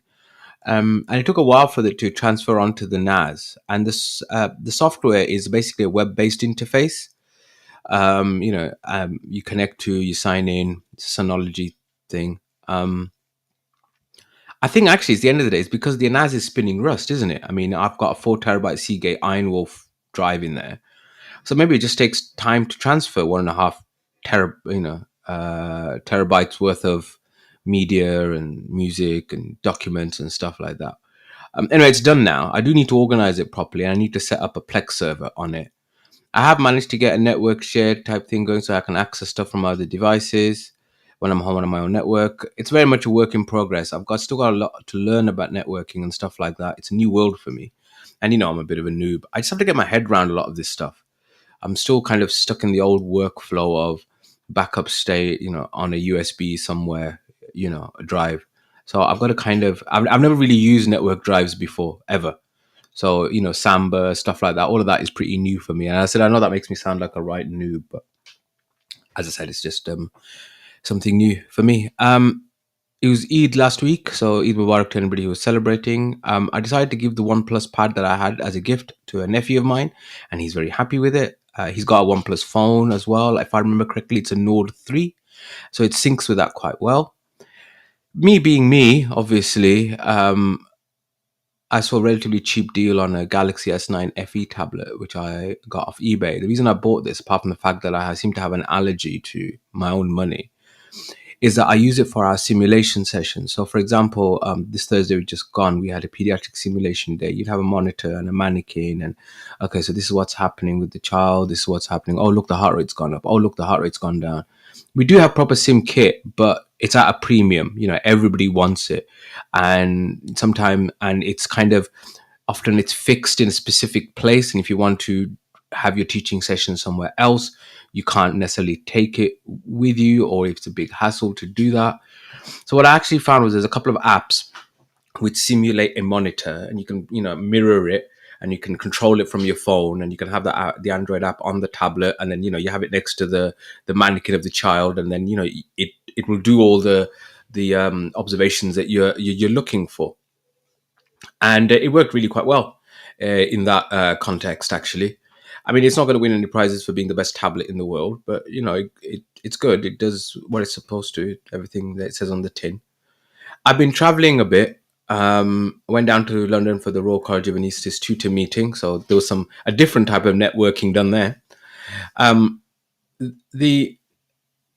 I thought I would. I don't normally go by train. I normally drive to these places, but I decided to take the train because driving in London is terrible. The network on the train and the Wi-Fi was just so terrible. I couldn't get any work done. So I thought I'd just watch some content. I couldn't even do that properly. I couldn't even get YouTube working properly. Luckily, I had some stuff downloaded on my phone and my laptop, so I was just able to use that to pass the time and WhatsApp people or whatever. I mean, it still does surprise me in such a developed country how we have such poor internet. It also surprises me how you guys have managed to make it worse in over the pond. I'm not entirely sure how that's happened, but it's called monopoly. Greater distances. So, like a lot of other people, I've been watching The Acolyte on Disney Plus, which I'm sorry is just terrible. And Yeah, it's not even it's it's not terrible for the whole political inverted commas woke or liberal stuff. It's just very badly made. Yeah. The script is shockingly bad. I could have made a better script in the dark. It's just, but so I actually thought this week I'm not going to watch it. This is just too much shit, right? I can't be bothered. But then I saw some reviews saying this changes the canon, this changes the meaning of this scene later on. And I thought, oh bloody hell, the buggers, they're making me watch it now. So I watched it, and it's just bad. It's just bad. It's like Stockholm Syndrome with Disney Plus at the minute. They just keep making increasingly rubbish content, which I really don't want to watch, but I end up watching it and then feel get annoyed and rant about it on podcasts like this. So they're getting free publicity. So I've actually done their job for them, and that makes me even more angry. And then I rant even more. Can you see where the cycle is going? right, because you also think to yourself, the minute I cancel Disney Plus, they're going to get it right, and they're going to put a show on there that I actually want to watch. Well, luckily, I managed to wangle a couple of months free when I got my Galaxy S24 Ultra, because Samsung had an offer as long as you kind of were a new user. So I just basically closed my old subscription and signed up as a different person. Well, signed up as the same person with a different email address and different credentials, and I managed to get a couple of months free. Now, as far as the Star Wars stuff goes, is it a matter of? I mean, yeah, there's the blatant rubbing your face in the woke stuff and all that. Which, by the way, everybody that watches this show knows that we are very forward-thinking people on here, and I have nothing against anybody in this world. That being said, I also recognize when something is being written and given to us for nothing more than the purpose of rubbing our face in it or It's forwarding an yeah, agenda. yeah, So that's all I'll say about that. But yeah. is it also that with Star Wars, is it getting a little old, this concept of going back or telling stories that coincided with the I mean, timeline? so I mean, the way that I think that Disney looked at Star Wars, the Star Wars franchise when they bought it, was that there is such a world here. There is, a universe, a history that there's so many shows can be made, and that Lucas hadn't um, got the full potential out of it. And I can kind of understand what they're coming from. It's like, you can make umpteen stories in the Tolkien world or in the George R. Martin world. You could, theoretically. Do you know what I Mm-hmm. mean? So I think that's what they thought. But end of the day, the content has to be good. I don't even mind the politics, actually. Do you know what I mean? If you have an agenda, fine. I mean, everybody's got their own beliefs. Fine, fair enough. Yeah, But it's like that comes first, and the script comes second. that's the And point it's I'm trying to yeah, make. Yeah. yeah. Just make and there is a wealth of stuff you can do. I mean, this is the premise for this is interesting. The idea that it's not just the Jedi that have a religion based around the Force. There's other ones as well, and they take it differently, and they have a different way of looking at it, and they use the Force differently. That's an interesting concept, but it's just bad. You've This just is the done it way. really badly. Yeah. Do you know what I mean? Well, It's just, I mean, The Mandalorian, that showed the promise of something that was so interesting. Do you know what I mean? With the first season. And then they just completely just threw it away. Anyway, I better keep moving on. I'm watching the fourth season of The Boys, which somehow still has the propensity to shock. It's still crazy shit. But I'm enjoying it. It's good fun. I really enjoyed the first episode of the new season of House of the Dragon. It looks really good, even after the worst first episode. I'm eagerly awaiting tonight's. I've enjoying watching the cricket. The Indian team are doing well. The US weren't doing too badly until today when they got hammered by England, but they've been doing all right. They'd beaten Pakistan. They'd got to the quarterfinals. That's pretty good for the US. It is interesting though that half of the US team is former international players from other countries, but hey ho, from That's the the other. American way. You see Oh, a come on. problem, Are you saying you you're see a saying that problem, the you throw players money on at it. the players in the Premier League? I mean, come on now. How many of them are Yeah. British citizens? Oh yeah, Please? but the Premier League isn't. They are foreign. Do you know what I mean? That's fine. If you look at the England football team, only one of them plays abroad. Actually, No. But I'm saying the players on the team are very international. Oh yeah, that's true. But I mean, not as much on. I mean, Look, I'm not gonna. Every country does I it. think what you Right? were insinuating England is that Americans don't play soccer and that you No. have It's No, not it's that. cricket. England, American have a decent soccer team actually as well. No, it's not so much that. It was just that I found that's it the funny first because time I've heard an English guy say soccer without saying it like this. soccer. Yeah, don't worry. I was going to say that in the next Hey, sentence. the English developed the word. Hey. We just started using it, and the I- English decided to stop using it. I'm happy to start calling American football hand egg any day now because I completely agree that And it shouldn't Yeah. be called football. But anyway, Don't forget Canadian football. It's almost the same sport. I quite like Canadian football actually. It's got a couple of differences, but they make it interesting. Anyway, for European Championships in football or soccer. See, I did it. Told you I was going to do it. yeah, thank you very much. Seem to be going on, and as per usual, this country seems to grind to a halt when the England football team plays. So, for example, on that Thursday when I was doing the pediatric simulations, the managers came up to me and said, "We need to finish by 4:30." Why do we need to finish by 4:30? Because the game starts at 5. Seriously, everybody's paid to be here till 6. Right? You can, and it's like, yeah, but we got to look after the staff. Okay, fine, whatever. I have to say that when I watch any of those football, games on TV, the stadium looks like a really fun place to be. Mm. Like those crowds really enjoy themselves. So, I mean, way more that's than any sport Manchester's I've way. ever been to. Then it's just violence. Oh, well. It's what is it? War without violence is sport. And football definitely in the Europe anyway definitely goes. I mean, just today there was a news thing about how one of the Albania players has been given a 2-game suspension because he started shouting off racist stuff against the fans on the other side. So that's the players. Can you imagine what the Yeah, crowds are like? but with the American cricket team, that is a very American solution. You see a problem and you throw money at it to get good players involved until the problem goes away, and we win. I mean, they have got some good players. It was just that the one I was looking, I thought, Corey Anderson. I'm sure I've heard that name before. And the guy had played for New Zealand for the last 15 years. And then retired 2 years ago, moved to the US, and now is a US citizen and so could play. I mean, that's fine, but I just found it funny. That's all. Because actually, it's a good. It was they're a decent team, and I would love it if cricket catches on in America. I would love it. I really would. It's a massive market. I think you guys would actually get 2020 cricket. It's only 3 hours long. There is a definite winner, there's a definite loser. The game where I guess I know England hammered America, but it was still good to watch because the guy scored such a big six that it dented the solar panels in the roof and left the ball. They had to get a new ball because it had gone out of the stadium. So it's good fun. But anyway, I mentioned on OTC last week that I had a friend who had been interested in coming over to Linux. Long story short, the reality was he actually wanted to get away from big tech. And so he's been moving over to more open source alternatives.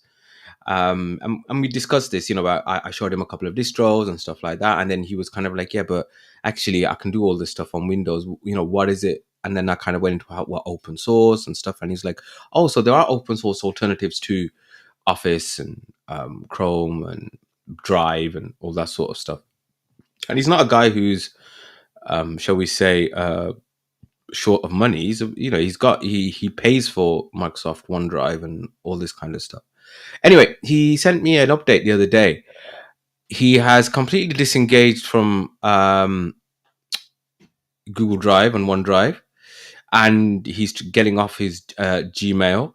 He's fully invested onto the Proton suite, and he's got everything. He's got the Drive, he's got the password manager, he's got the VPN, he's got the mail. Obviously, he tried LibreOffice, but couldn't really get on with it. He might go towards only Office, apparently. WPS Office looked all right, he said as well, so he's thinking about that. And all of this Don't has actually forget Free Office from SoftMaker. Isn't Free Office is now WPS, I think, isn't it? Nope, Free Office is from SoftMaker. Okay, anyway. You can either get SoftMaker Office or SoftMaker Free Office. Okay. Anyway, it's made him more productive, actually, because now he has a dedicated password manager and encrypted connections and stuff like that. He's happy to do, like, for example, ordering stock for his clinic, and he's a doctor as well, and things like that from his phone, which before he wouldn't be happy to do. And so I'm taking that as a win, actually, even if he hasn't actually moved over to Linux.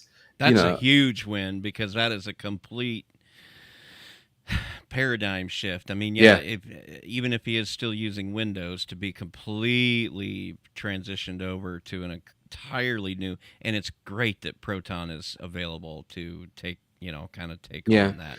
Yeah.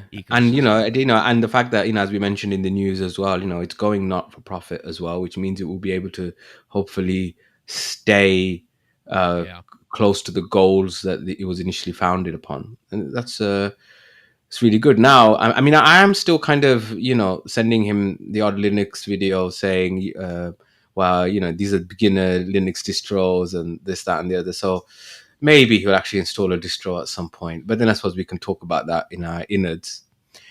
And by the way, most of these wanderings, and this is why the grammar is a little bit off.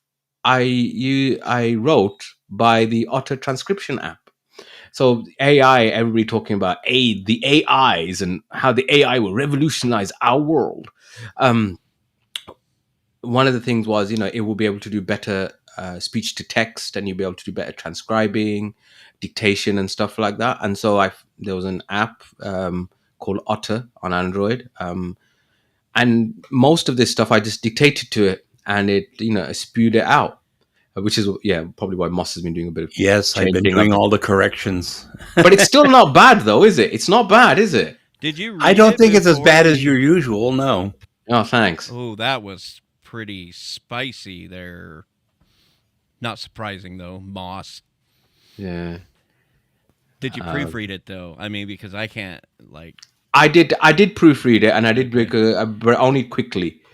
And so there were a couple of things that even I looked went, oh, that doesn't make sense. But I didn't do it. I didn't do a proper kind of root and branch go through it properly. So I think I take it as a win. To be fair. Sweet. Anyway, I've chatted on for long enough. Time to go to the man of the moment. That is Eric. Ha! All right, if you say so. I feel like when I do these wonderings, everybody has these full, rich lives that they're doing all this stuff. And My I feel like, life is not that interesting. I'll make it I sound don't a know. lot more I interesting gotta than it make is. stuff up sometimes. I feel like half the time I'm like, what is anything I've done in the last 2 weeks that's even remotely related to this? Anyway, and I did happen to think of the fact that my current Wi-Fi setup is starting to get a little wonky on me. It's from 2020. I had the Google Pucks, if you remember those, and they actually worked very well, but there was almost literally no configuration options available. I couldn't even do port forwarding or really basic stuff. So, and of course they were Google. So I was like, okay, it's time to get off of those. So I got a Synology setup, which is the main router is an RT2600 AC. It's a 4x4 dual band gigabit Wi-Fi router. And it's got 6 antennas, and it's this really impressive looking thing. I have that in the office, and then I have 3 MR2200 AC mesh Wi-Fi routers as access points around the house. I have the one in the living room has a wired backhaul. Years ago, I ran an Ethernet cable from the office to the living room, which is kind of central in the house. So I at least have a full strength Wi-Fi signal in that location that's then able to sort of feed out to the other access points.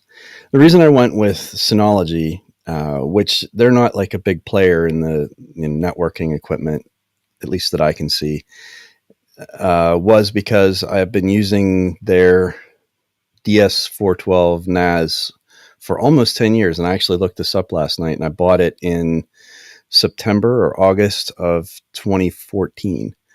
And it's been running ever since then flawlessly. It runs as well today as it ever has, which is kind of impressive. The only thing I've ever had to do is to replace one faulty drive, and it's a 4-drive bay. So, pretty incredible in terms of reliability and value. I think I paid, with the drives and the unit, I paid close to $1,000. But if you factor that out over, prorated, it's basically $100 a year for, a flawless experience. And that has a lot to do with their software, which I really like their disk station, setup. It's like connecting to a remote desktop. So instead of like a web control panel, sometimes those can be really wonky and weird. This is neat because it's got logos or icons on a desktop, and it's got this whole desktop paradigm to it, and it has a lot of configurability. It definitely gives you the option to change a lot of settings, but it's not as like a professional type thing where you can literally set radio strengths and all this kind of stuff, and that some of these products enable. But anyway, the other reason was, besides the disk station, is the Synology has web filtering, which I know other systems do too, but this is a pretty straightforward setup, and it also has schedules and priorities and sort of all that stuff. So I thought, with my daughter, just at the time that I got these 4 years ago, she was sort of just at that point of starting to have access to the internet and do different things. And so this has done a good job of, you add which devices she's using to this profile, and then you set the age restriction, and If she tries to do something that is, not within that confine, then it gives her a message that, she can't access it. So that's worked pretty well. The reason I need so many access points, so I have the main unit and then 3 additional, is because my house has stucco walls on the inside. So it's a timber frame interior, but the walls they have, so if you know how stucco works, there's like a metal mesh, like they call it laving, and that's what they like slop the the stucco cement onto. And so every wall on the interior, with very few exceptions, has like basically a Faraday cage, because it's got this metal sheet basically in front of the wall. So you can only really get strong Wi-Fi from a single access point for maybe like a room and a half. So that, combined with the fact that my house is not an open floor plan, like everything is a room, that means there's walls everywhere. So it's difficult to get a good signal in certain parts of the house. And so by having 3 different access points and the main one in the office, that gives me full coverage. And that's worked fairly well. The hardware itself is not like what I would call excellent. It takes like almost 10 minutes for the routers to boot up if there's a power outage or something, which tells me that they are probably like barely sufficient to run the software stack that's on top of them. So, I could be wrong. It could just be that they haven't optimized their startup routine, or they're not worried about it because they don't reboot all that often. Whatever, but there is some granularity, like I said, and you can run different programs on top of it. You can actually install different software and things, but they're just not powerful enough to do any of that. So I haven't bothered with that beyond the filtering and stuff like that. So, it's very squarely aimed at consumers, and it does a good job, I think, of making it fairly straightforward to understand what you're trying to do. And, if someone were to say to you, well, make sure this is working, you can get in and actually find the things that you are trying to do. But recently I've been having these issues where some of the access points aren't staying connected, and it's almost like the radio performance has gotten worse in some ways. And I don't think it's like a hardware issue, a hardware failure. I think it's really the software. I think they've pushed through some updates because they tend to use the same version of their software on multiple products. And I think they've got some newer, more powerful, more capable systems. And so they're, I think, catering more towards that. And so the effect being that, just like maybe an update to a smartphone or something where there's an expectation that the hardware is a little newer, maybe. So I'm starting to see, and it's been 4 years. I don't know how long they expect you to use, a device like this. Hopefully indefinitely, maybe, if it was working really well. And I think I could probably just keep going with it, but it's starting to get annoying, and I'm getting, complaints from the family about things not working properly. So it's time to move on. But I don't really know what to do in terms of alternatives. I know I can go to all of, to the major manufacturers for hardware, for networking hardware, but I just have a sense that they have really terrible data collection policies and security practices and things like that. So I'd like to find an open solution, or even possibly do something myself with like, I guess Raspberry Pis or something like that, where I could have, as an access point, have a main router that maybe has all the configuration, and then the access points just be sort of like very basic, but capable enough. But I haven't done any real research on any of that, so I don't know. And actually, I was going to ask you guys, do you have like a mesh setup or anything like that, or access points? And are you using something that is more of an open thing, or have you just gone with like an off-the-shelf setup? I've got I'm kind of all bought into the TP Link, and I have a what I originally had was one access point for the downstairs, and then another one for the upstairs, and then when I upgraded the one in the down, when I say downstairs, I mean the floor directly above me right now. When I upgraded that to an access point that had Wi-Fi 6, suddenly I didn't need the one upstairs anymore. Somehow, that pierces through the walls so much better, and because I've got a similar situation. You know, it's a house that was built in the early 40s, and every place is a room, and there's a wall, and I've got thick drywall up there and everything, and it has in the past caused problems. The router that the all-in-one router that I sent to Moss, actually, it did okay, but it kind of when it tried to get upstairs, that's where it kind of fell on its face, and so that's when I decided to switch over to multiple access point type scenario. But then, once I switched to this Wi-Fi 6 access point, and of course I've got the router itself is down here, and then the access point is just fed via Ethernet, and it's got power over Ethernet too, so I don't have to worry about that. Oh, nice. That seemed to fix all the problems I was having, and it handles all of the throughput beautifully because there's 3 Fire Stick TV. Well, they're TVs with Fire Stick built into them, and then all of the laptops and all of the phones, and that's saying something because there's always at least 2 laptops doing like Xbox gaming and stuff like that too. So, I mean, that's just been my experience. I used to use the Linksys stuff, but then I don't know if they got bought out by somebody or what, but they stopped. They were making open source routers, and that one I sent Moss, you can actually put OpenWRT or whatever on it. Mm-hmm.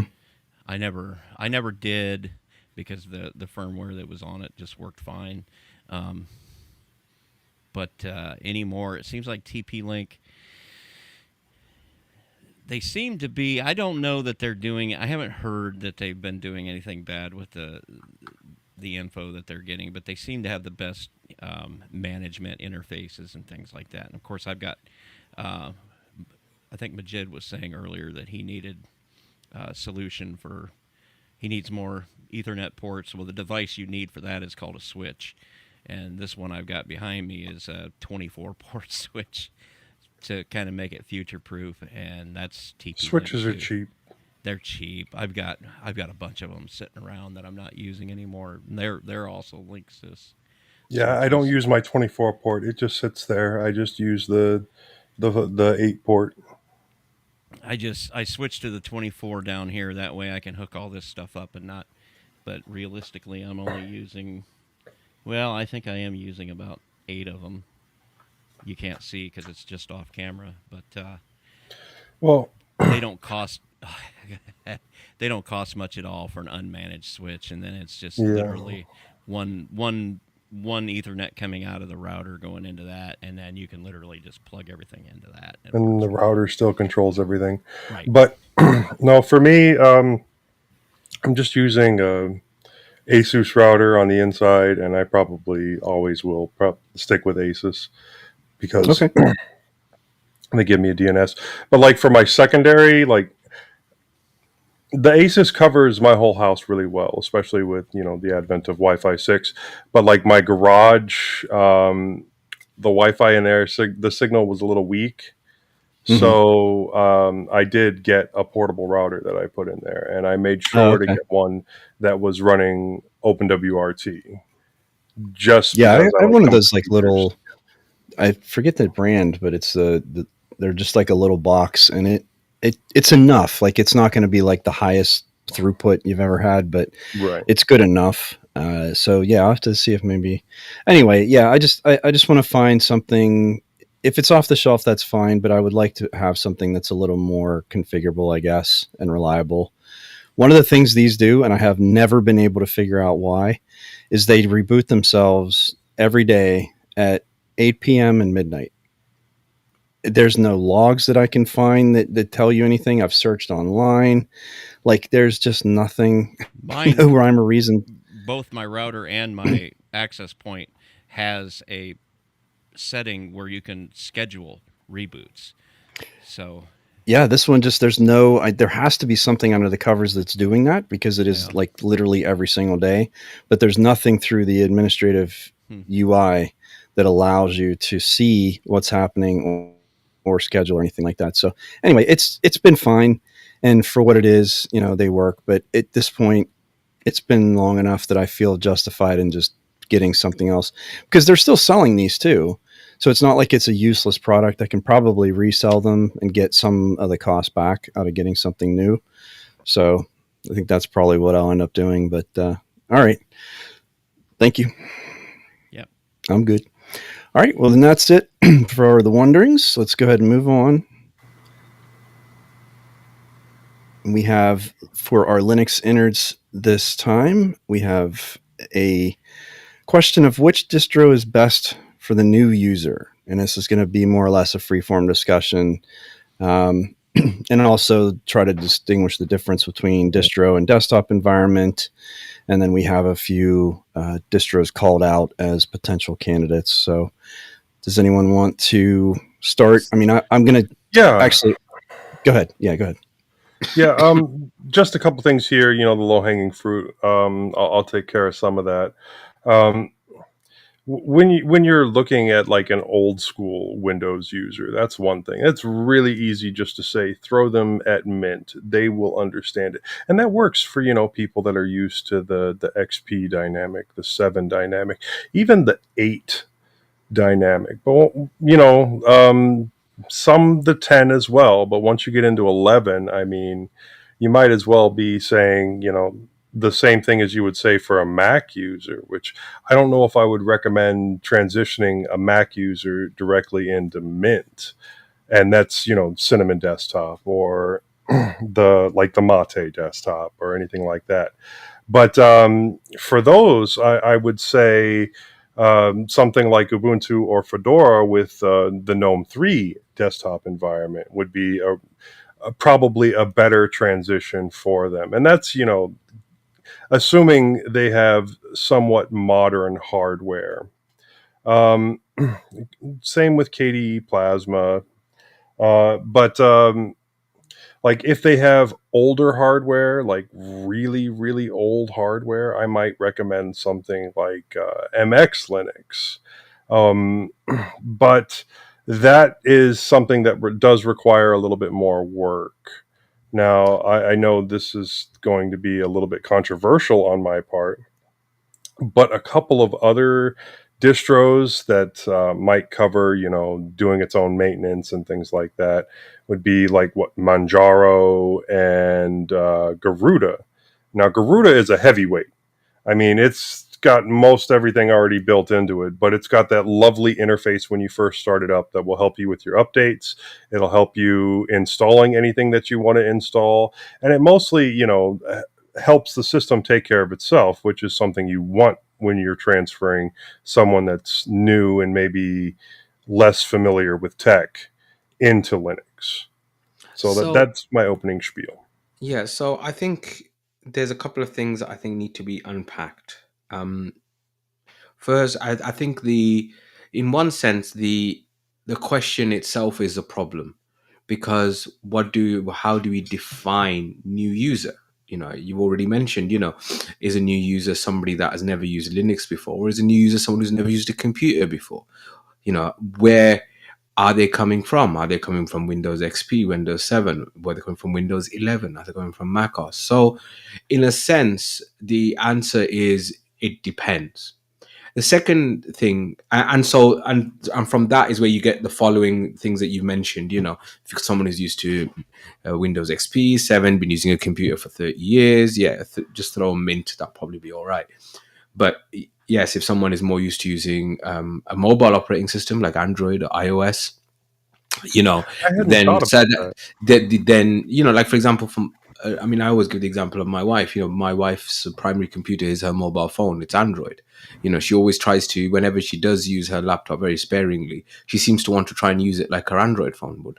It's like, oh, where's the app for this? Where's the app for that? No, no, no, no, dear. You go on the website, you know, that sort of thing. So, I mean, so there's that aspect to it. And then the second thing is, um, which is why I put this in as, you know, one of the bullet points. Are we recommending a distro or are we recommending a desktop environment? You know, for example, you know, if we're saying that Mint is great because it's a very traditional Windows paradigm that people have been using for 20, 30 years, then wouldn't that also hold true for Ubuntu Cinnamon? It's the Cinnamon desktop, isn't it? That's the thing, not the base behind it. And so Well, this is why, for example, I would say something like you have to think about the desktop environment first and then the underlying distro second, because you can make, for example, KDE. I mean, you know, yes, I know it looks like it's overwhelming with options and stuff like that, but actually, the defaults are reasonably sane. If you were to give it to someone and just, I don't know, give them KDE or give them Kubuntu, they'd figure out how to use it pretty swiftly because it does work a lot like Windows, Windows 7, I'd say, mainly. Um, or you can make it look whatever. But and in that sense, whether it was Kubuntu or whether it was this immutable Aurora that I'm running, it's the KDE bit that they are interacting with, and that's the thing that they are more in. They, as the user, is more interested. What we, I suppose, are more interested in is what's the basis below it, because we might then be the tech support for said person. And so, if for example, if Bill is apparently he runs Arch, if he's used to using Arch, then if he Did gives, I mention that? yeah, I don't know, I kind of picked it up. You know, if he then gives a laptop to someone and, you know, which has an Arch based distro on it, then he can at least, you know, he can be the one who gives the textbook because he knows it all. There's no point in him giving, I don't know, Fedora Silverblue if he's never used it before in his life. You know, Well, that's almost like saying to them, here you go, chaps, run off, see how it goes. I'll tell you that there's two types of new users I've run into, and because I've got a few people that I've moved over to Linux. The two types are the ones that have they've owned a computer, and in most cases the computer has kind of outlived the operating system on it, and they're like, well, maybe I need to buy a new one. Well, no, you don't, because you only look on the doggone thing to see if there's anybody selling a trailer or something like that, or you're shopping online or something. This thing would be perfectly fine if you put something else on it. Well, of those people, you've got the people that kind of got on pretty well with XP, like he was saying, and then you got the people that really never did get on that all that well with it, but they get on pretty well with their phone, which makes something like GNOME make a little bit more sense, because you've got this concept of like a big screen full of all your apps that roll by, and it's a similar paradigm in that way. In both cases, you don't want to put something on those machines, though, that you're going to have to do a lot of tech support with. Like, even as much work as they've done on Manjaro and Garuda and Endeavor, I still can't, in good conscience, recommend that to a new user, because you are still going to occasionally run into strange cases where things just don't work, and you got to know what to do, because you're still using the AUR with these distros, and you're still going to run into that strange problem occasionally where something has to be it just has to be rebuilt because all of the dependencies underneath it got updated. now, You know. Majid brought up something interesting. It actually gave me a lot to unpack there, but I'm going to leave some of it, other than to say that I would not recommend Ubuntu Cinnamon to a new user, because it does require a lot of hands-on to make it work. And I have a question for you guys, because we're coming into this generations where you have parents whose only device is their phone, and then their kids, their only device is their phone, and they're transitioning into using a computer would you be able to recommend something like Android x86? No. And the reason I say that is because, as far as I remember correctly, Android x86 is still it's a couple of versions old, number one. Number two, Android works well with touchscreens. So I know a lot of laptops do have touchscreens, but not all laptops do. And so I think if you are at that point, you might as well just get a normal Android tablet. If what you're wanting is the Android experience, you might as well get a Galaxy Tab S with DeX they can use it kind of laptopy with a keyboard and a mouse or trackpad or whatever. You're not gaining much more by going Android x86. Whenever I've tried x86, it's never been as performant, and I think that would frustrate people more than anything else. And as I said, it is a touch based interface. So if you do have a device that isn't touch, then it's not as good. So I think the idea of GNOME, something like that, something a bit more mobile phone-y, inverted commas, is an interesting one. But I don't think Android x86 is there personally to do it. I don't know if anybody's had any more recent experience with it. I haven't touched it in years. I think it really comes down to, so I got a Android tablet. I have the S8 Plus from Samsung, and it has DeX. So if anything, it's more capable than a standard Android tablet would be. Mhm. And while if I have an external pointing device and a keyboard, Bluetooth devices, it's definitely more capable than just sitting there trying to use touch and do different things. Yes, there are apps for word processing and general office use and stuff like that. I think as a productivity machine for like someone who has very basic needs, that would be perfectly sufficient.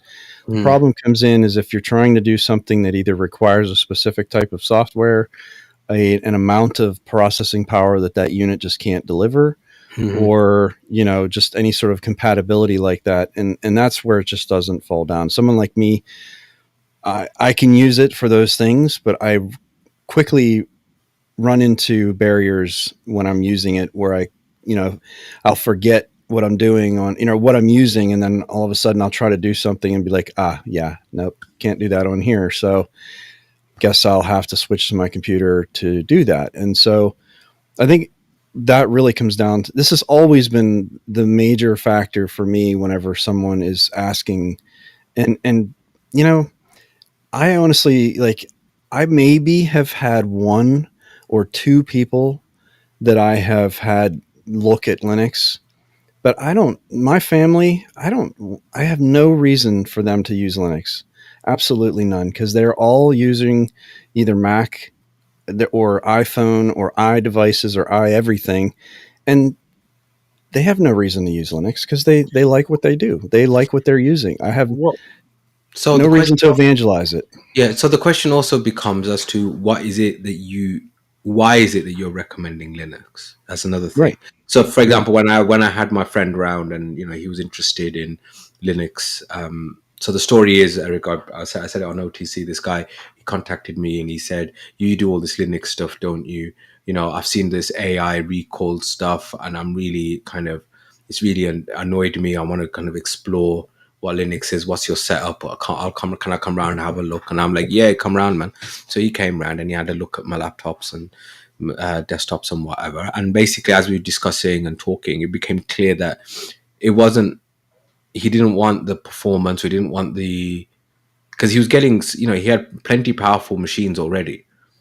Things which were already 32 gig of RAM and graphics cards and stuff like that. So it's not like he was hitting some kind of performance wall with Windows. For him, the issue was that he was this whole AI recall Copilot thing had been a bit of a call to him of, wait a minute, what's big tech up to? Why are they taking screenshots of my screen every 3 seconds or whatever? And so for him, it was about using open source, not being, having your stuff being private, being secure, things like that. So for him, for example, I would probably recommend something different to say, my son or my daughter who's got an old laptop which is incredibly slow on Windows 7 or Windows 10, and I want to eke more performance out of that, and therefore I might put on Ubuntu or Ubuntu Mate, or hell, I might even listen to Moss and put Bodhi on. You know what I mean? You're not letting me say anything around here. I thought I do not recommend Bodhi for new users unless they are really wanting to try something different. Yeah, no, I'm just great for old jesting machines. with you. It's great for new machines, but it's not great for new users. Every user I have successfully moved from Windows to Linux, it's been Mint Mate. So the point I'm just trying to say is that if you're trying to get the best out of a piece of hardware, Resurrect. I mean, I don't know about you guys, but that's how I started on the Linux journey. I started with a deathly slow Windows XP machine with 1 gig of RAM. That wouldn't, I'd have to put it on and then go into another room and then come back, and then by that time it's loaded up, and make a coffee, and then by that time Hotmail has loaded up, or Outlook or whatever. So and Linux, what's this stuff? Oh, it works really well. It's resurrected plenty of old machines. So again, then there's a different, as Moss says, there's a different set of desktops that you want for that person. There might be someone who's really heavily into software development, and again, wants to, is a software developer, and again, your recommendation for that would be different. Again, So the chap that you there, this is a good distinction, I think, is a motivated user versus a passive user. Yeah. So the chap you talked about was definitely a motivated user, right? He's someone who is understanding like security and privacy and stuff like that. And that's great, because I think there is that population of people, especially non-technical people necessarily, are starting to, I think it's becoming a larger pool of people who are becoming more aware of the fact that, nothing is free and everything is a trade-off, especially as more data breaches happen. And they go, well, wait a minute, why does that company even have my data? You start to become more aware. And I've seen so many young people starting to say, like, I won't use that product, or I don't use Google, or I don't do, social media because I don't trust them. And I think that's the next sort of easy wave of people to introduce to Linux and give them that choice and say, it's not going to be 100% analogous to Windows or Mac, but it's going to get you very far along. And what you may end up happening, and this is the people that I have successfully, brought over, are the ones that actually saw how much easier it is to manage Linux once you understand how it works, and you don't have to deal with going and getting individual, executable installers from all over the world. You just go through a terminal, or you go through a software center, or whatever it is. And, it's not that difficult. And once you get them to understand that it's actually even easier than those other systems, then I think that's when it clicks. And those are the people that are going to be lifelong users. So, yeah. And plus there's also the aspect, which I think maybe we don't really think about as much, which is, if we're saying, oh, well, what's recommended distro which looks like Windows, recommended distro that looks like Mac OS. Well, why wouldn't someone then just go off and get the real thing? Why have Diet Coke when you can get Coke? Do you know what I mean? That kind of scenario. Because you're allergic to sugar in my case. Yeah, okay. But did you see what I mean? Because Mac OS works brilliantly on the Apple hardware. Windows is a lot better than it used to be. But I think we're talking a Coke versus Pepsi issue here, not a Coke versus Diet Coke. No, true. That's what I'm saying. That's the discussion we're having. But if for example, you show someone that, look, here is a desktop that looks exactly like Windows, but it's better, then the guy might just say, well, why not just get Windows? How is it better? What is the benefit? I'm not seeing the benefit here. Do you like editing your registry? Well, I'll tell you how I got my kids on, Linux. It's because I do their maintenance and I provide them with their computers.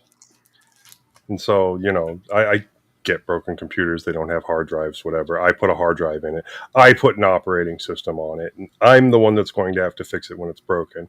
And so it's easier for me to do the maintenance and everything if it has Linux on it. So I mean, I three tried that. converts away. I mean, I tried that as well, and it's kind of worked. But then there'll just be the one edge case, like Eric mentioned, a specific piece of software or something like that, and that will then annoy them. And then I just kind of think, you know what, you're old enough now, figure it out yourselves. Why do I have to do everything for you? Now, I will say that when, like the first time I tried it, I had to switch them back to Windows because of the school systems and the applications that they run, and the teachers crying that, oh, this didn't work because you're not on Windows. And granted, it was bull, but yeah.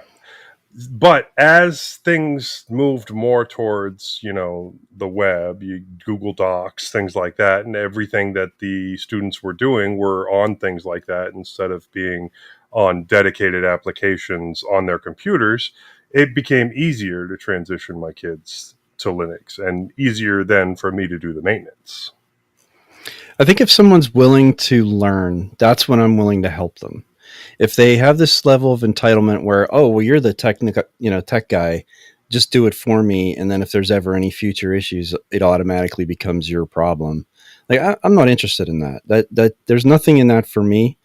And there's no win as far as I'm concerned. I don't care. Like you said, you're an adult. I don't care what you do with your computer or how you do it or whatever. Like, if you're going to listen to me and hear what I have to say about something, and then that interests you enough to want to learn for yourself and actually participate, great. I'm fully there to help you, and let's figure it out what works best for you. I'll take you through what a distro is, what a desktop environment, like we can try different things with virtual machines or whatever.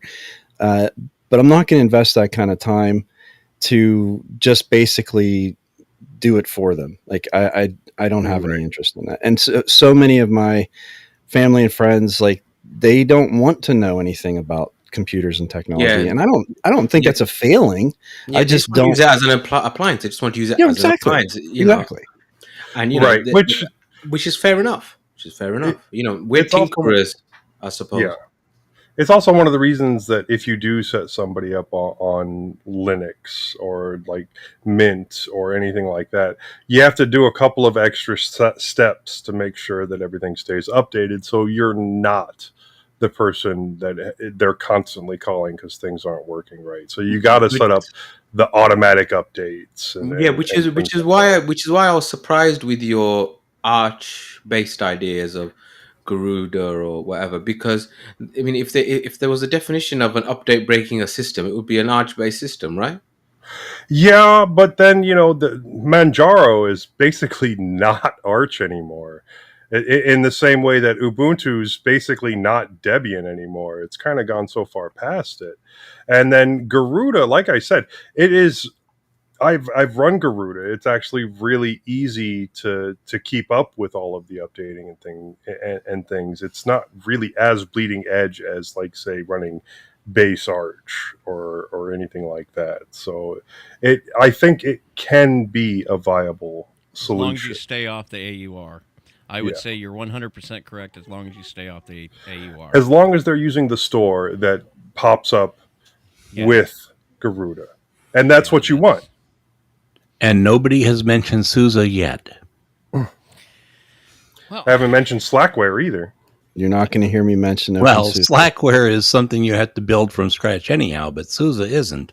No, let's just put a new user on Linux from scratch. Just hand them the book and say, this is the easiest way to do it. Yeah, RTFM is not LFS. You'll never have to worry about doing any over-the-phone maintenance, I'll tell you that. Because they'll give up on the whole concept altogether, and then you'll be sorted. So Leo was saying last week about how he thinks the immutable or atomic, composable, whatever you want to call it, is the future because it behaves in a sense like the phone, tablet operating systems that people are used to. There's a base system that you don't really interfere with, and you just install your applications and the tentacles aren't that deep into the system, and if anything breaks it, you just revert back to a previous version. Now, this is my first time using an immutable, and as I said, it's only been a week or so I can't really give it a fair crack about that. But do you think that's a valid argument? I do, and I know Eric will agree with me as well, because we had a discussion about this last week. But especially when it comes to immutable, when you're installing applications, the applications that you're installing are not directly interfering with anything with the operating system itself. So like app images or snaps or flatpaks or anything like that, which are somewhat isolated, will be what you use to install. And a really good example of transitioning a lot of people to Arch would be the Steam Deck. And granted, there are some people that use their Steam Deck as a desktop as well, because it's really easy to hook it up to a TV and hook a keyboard and mouse up to it, either with a docking station or over Bluetooth for the keyboard and mouse. But most people just using it daily, even if they do want to install specific emulated games, they have to follow a specific process, and those write-ups are out there and available, and I found them relatively easy to follow. So yeah, in that instance, with a niche use case, it's already proven its viability. But yes, I also think an immutable system would be really good for a new user to not be able to break their system. Just and it's really, at this point, it's still very early days. And not even just a new user, but honestly, for myself, I can see at some point finding immutable to be the best way to run, especially systems that I'm not using every day or on a frequent basis, where I'm not updating them all that often, or maybe a situation where I do have someone where it's a hands-off situation where I set it up for them and they have access to the software store, they have access to what they can get through that software store, but otherwise there's almost no way they can destroy the system. So those are all positive things. Plus, it's already something we use all the time. Like, everyone uses immutable whenever they're using their phone. Like, that's just how mobile devices work, is with image-based systems, and you're layering your packages on top of them or running them in containers or whatever. And so the problem is, it's just not quite there with some things, especially for someone who isn't accepting it at face value. If you, let's say, download, Fedora Silverblue, for example, or Bluefin or Bazzite, or any of the ones that are sort of based on that universal blue type stuff, if you download, so it's a reasonable assumption to say, okay, this is a Fedora-based system, so I'll download an RPM file from somewhere, right? Because it's a piece of software I want to run that's not a Flatpak. So, and that's really your choice. You Flatpak or app image, like Joe said. But if it's an RPM, you double click on it because, that's what you think to do as a user. DistroBox or BoxBuddy opens up and tries to install it if it can, if there's already a, let's say, Fedora-based distro installed. If not, it'll ask you to set it up. But the point is that there are a lot of things that just don't run perfectly in a containerized system, right? So DistroBox is giving you a containerized version of a distro, and it's very flexible, and you can do a lot of stuff with it, but there are certain types of applications that need direct access to the underlying system. And when they try to run in there, they just don't work. And so, for example, I use uLauncher as my application launcher on GNOME systems. And because it's abstracted away in a different distro, because for all intents and purposes, like, when that application's running, it's running in a different environment. Like, it's not running on your desktop. It has access to your home folder and your environment variables and stuff like that, but it's not running natively. And so because of that, it doesn't know where to look for the programs, and so you try to launch something and none of the stuff that's actually on your system is showing up because it can't get to it. And there are other things like that too. So it's not perfect, and DistroBox is not a perfect solution, but I can see them overcoming those things in some way. I was going to say, that will improve over time. That Absolutely. particular issue will improve, growing pains, birthing pains, whatever you want to call it. That won't last. But what Right. you're going to see is a lot of pushback from, people similar to us, that are diehard, I want to control my system people. And But so this, they're I don't going think it's to, a. I mean, when I hear that argument, I don't think this is an either or situation. I really don't think.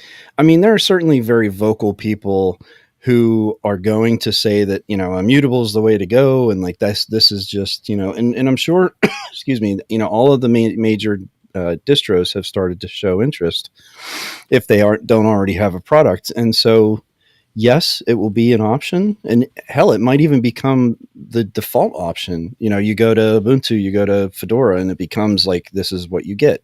But that does not preclude anyone running. So that snapshot is still built from packages. That snapshot is still built using the traditional, like it doesn't supersede the need to have those packages be created and maintained.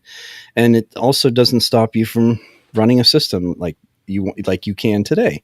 So when I hear that pushback, I kind of think, well, it's a little short-sighted to act like they're taking something away, because the reality is it's not a subtractive issue. It's an addition, it's additive to what's already there. So right. anyway, And there sorry. will be OSs for those guys. I would Whoever say wants also that. that if you can make the hardware work with these immutable distros, because I don't know where we're at as far as like NVIDIA cards and stuff like that. Using it to do your gaming, put Steam on it, and actually with all the abstractions that are already in place to make that work with a lot of the games, do the immutable distros actually do a good job exposing the graphics hardware? Yeah, believe it or not, Bazzite is the universal blue version of a immutable distro, and it's got Proton, and I mean, it's you're able to run Steam, you're able to do all that stuff, and it does allow access to the underlying hardware. Because if you think about it, Flatpak has actually done a pretty good job of being a container-based software setup, this environment, if you will, and still having access to the underlying hardware and files and stuff like that without needing direct access to the core files. So Flatpak is a perfect match for this, and that's what's allowing them that, along with DistroBox. So some of these tools are really what's enabling this to even be possible. And like Joe and I are saying, I think those are just going to keep getting better and better. Yeah, like I said, I did do a review of BlendOS version 3. Versions 1 and 2 didn't go so well, but version 3 went quite well on my T540P, which did have an NVIDIA card, and I did not have any problems with it, but then I'm not a big gamer, so I did not try the games and see how well they ran.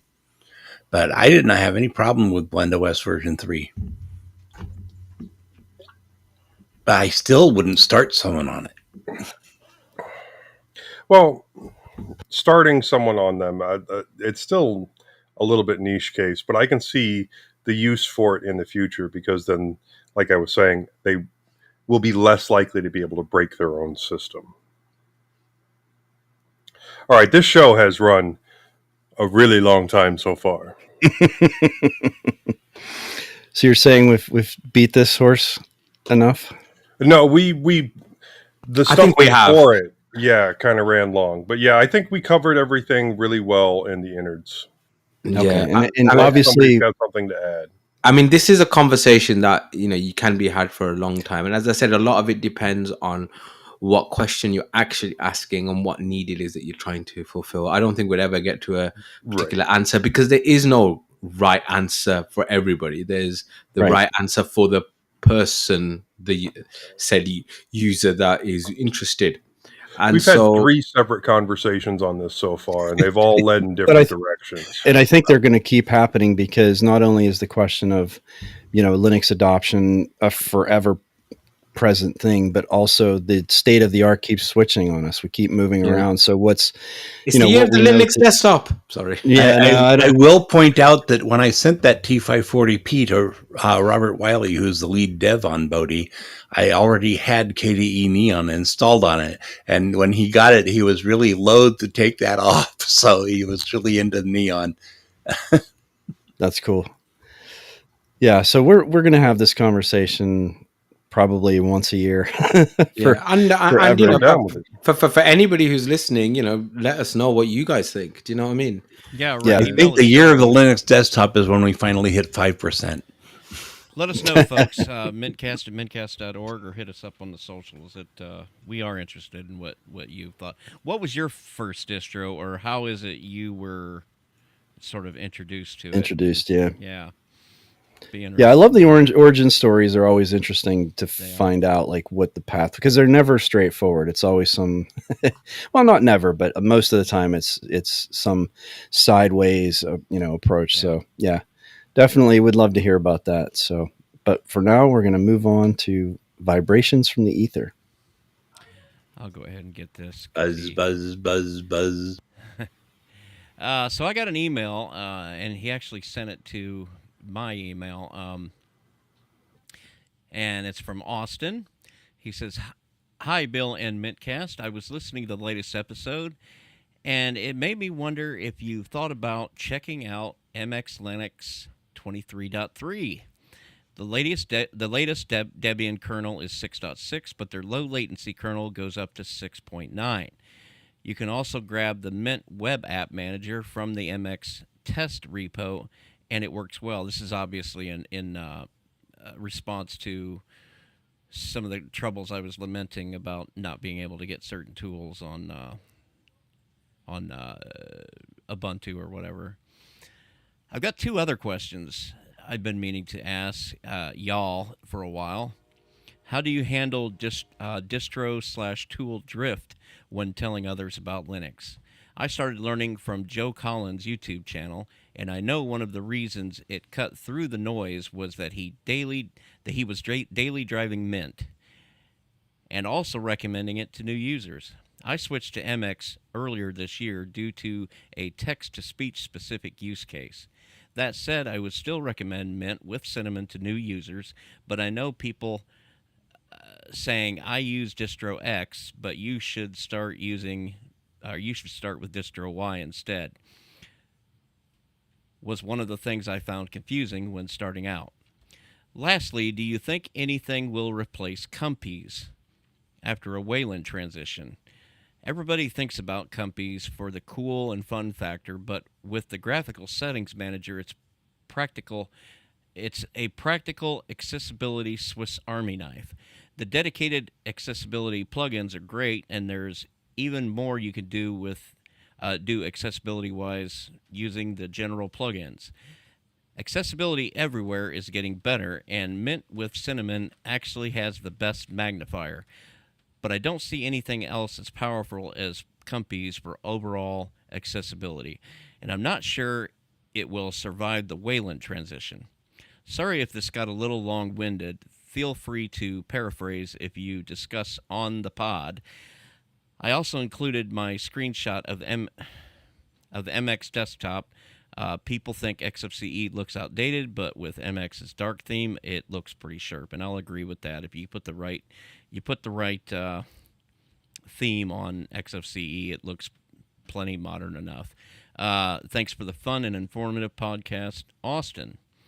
And before having a discussion with anybody else, I went ahead and answered, "Hey, Austin, thanks for the email. I've considered MX Linux.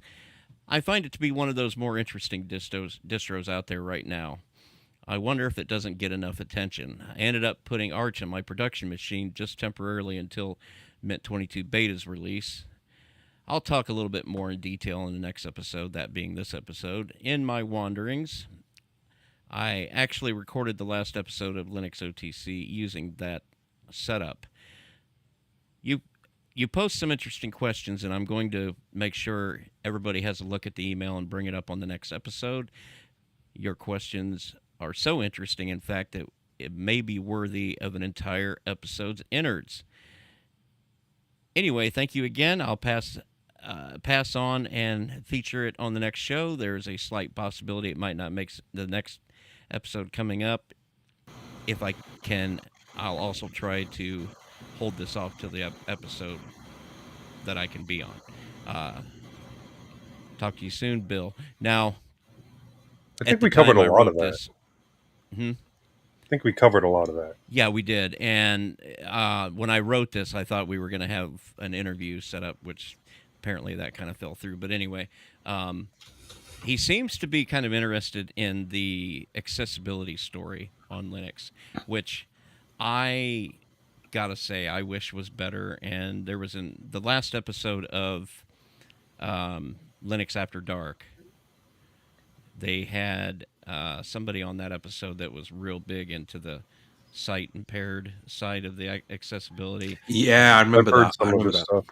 And some of what he had to say, I don't know, is I'm not sure if I'm quite as This has been an issue for a long and time, it forever. continues to Forever. be. I have not previously heard of people using Compiz for accessibility, but this is very interesting to me. Yeah. But Compiz is usually what you do to get all the fun little animations and stuff and transparencies. But a little bit of reassurance there. X Wayland is coming along, and it will also continue improving. And that's what's going to allow your X applications to run on Wayland until people actually write stuff for Wayland, which they already are, of course. But it should help keep everything running. On the other hand, on the System D level, MX is not where you go if you like System D. It is where you go if you don't like System D. Well, you can turn on System D. You can, but it doesn't make sense to turn it on when you can get another Debian-based distro that has System D in it already that looks just like it. Yeah. And we're not on Wayland yet either, on Mint, because I know that's where you were stabbing towards. The accessibility story, though, I've got to say, I really look forward to a time when we can make an episode innards about accessibility, and it'll be because there's been lots of advancements, and people are really getting on fine with it. But as they alluded to in that episode of Linux After Dark, the best operating system, they literally said the best operating system out there right now for accessibility is, wait for it, Windows. And I mean, it is what it is. They've got money to pay people to actually hire a team of people that understand the needs for accessibility, and they have the ability to somehow translate that into meaningful work, and that's what we dearly need on the Linux side, is tools that actually work and actually keep up with the pace of everything that's going on underneath it. And I'm not just talking about screen magnifiers or text-to-speech tools, I'm talking about all the things that help people that have challenges using. Was any of that money that GNOME got for accessibility? I'm trying to remember if there was part of that was that $1 million they got or whatever. And it's hard to say because I don't I've remember. not seen any big news in the Linux space, and you would think that it would come from GNOME or even KDE. Yeah. Maybe even GNOME first, to be honest with you. It seems like they would be more likely to be the first to come out with meaningful tooling to make this stuff work. Well, I know that Elementary is probably the last thing I heard where they did a lot with the color blindness and the ability to adjust. That was amazing. Yeah. So that's really the last big thing I remember hearing. So more of that, please. Wonder if there's a place we can go to for that type of news, specifically in regards to accessibility, to see where we're at and what needs improved. I'm sure. Yeah. I'm sure there should be. I mean, any of the community Maybe that should be an professionals. innards. Yeah. Yeah, I mean, there's got to be a community of professionals, the people that are actually doing that work that has some, Well, it sounds like there's also a lot of interest in MX. We could have innards where we all install an OS and then, come in and give our findings on it. We haven't done that in a really long time. It's like there ought to be a podcast out there where we get a hold of distributions and. That's kind of why we stopped doing it, was because there was a podcast that started up that was doing that. Oh yeah, okay. I have no idea what you're talking about, Eric. Have you heard of a podcast that does distro hopping? No, it seems like a great idea, though. Someone should definitely do that. It's almost like they should try it for a week, and even maybe as their daily driver, and then report back their findings, their trials, their tribulations. Whether I'm they sure like it some or of not. our listeners are not picking up on the sarcasm. Oh, you're saying we're being sarcastic. Oh, I get it. Yes, Distro Hoppers I'm Digest. the Brit. I'm the Brit here. I'm the one who's sarcastic. No, you're sardonic. I'm sardonic and laconic. So Americans are not sarcastic; they're just ironic. No, they're just rubbish. Sorry, I have an irony deficiency. Anyway, I think I think the borderline racism needs to stop from my side as well. All right.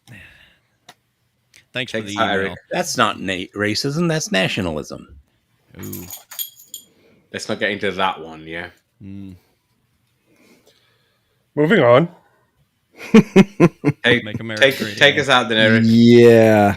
Let's go ahead and get that out of there. So, okay, here we go. We have nothing for check this out, so we're moving on to housekeeping and announcements. I'd like to thank you for listening to this episode of mintCast. If you see something that you'd like to hear about, sorry, that didn't make sense to me for a second, meaning hear about from us, so something you'd like us to cover, tell us. Send us an email at mintcast@mintcast.org. Join us live on YouTube, post at the mintcast subreddit, check with us on Telegram and Discord, or post directly at https://mintcast.org. Our next episode will be 2 p.m. U.S. Central Time on Sunday, July 7th, 2024, in case you forget what year it is, never know. Get mintCast converted to your time zone using a link in our show notes for 4:40. The next roundtable live stream, there's that 4:41, because we're doing 4:40, No, right? You don't have to say the stuff in red. You don't read that part. You just read the first one, pause, and then read the second one, and then I Pause. just move. You got to pause. Okay, but still 4:41. You threw me off. No, because this is episode 440. And so for episode 440, you read the first one. And for episode 440.5, which is yet to be created, you read the second one. Moss, we're recording 440. Yes, exactly. Right.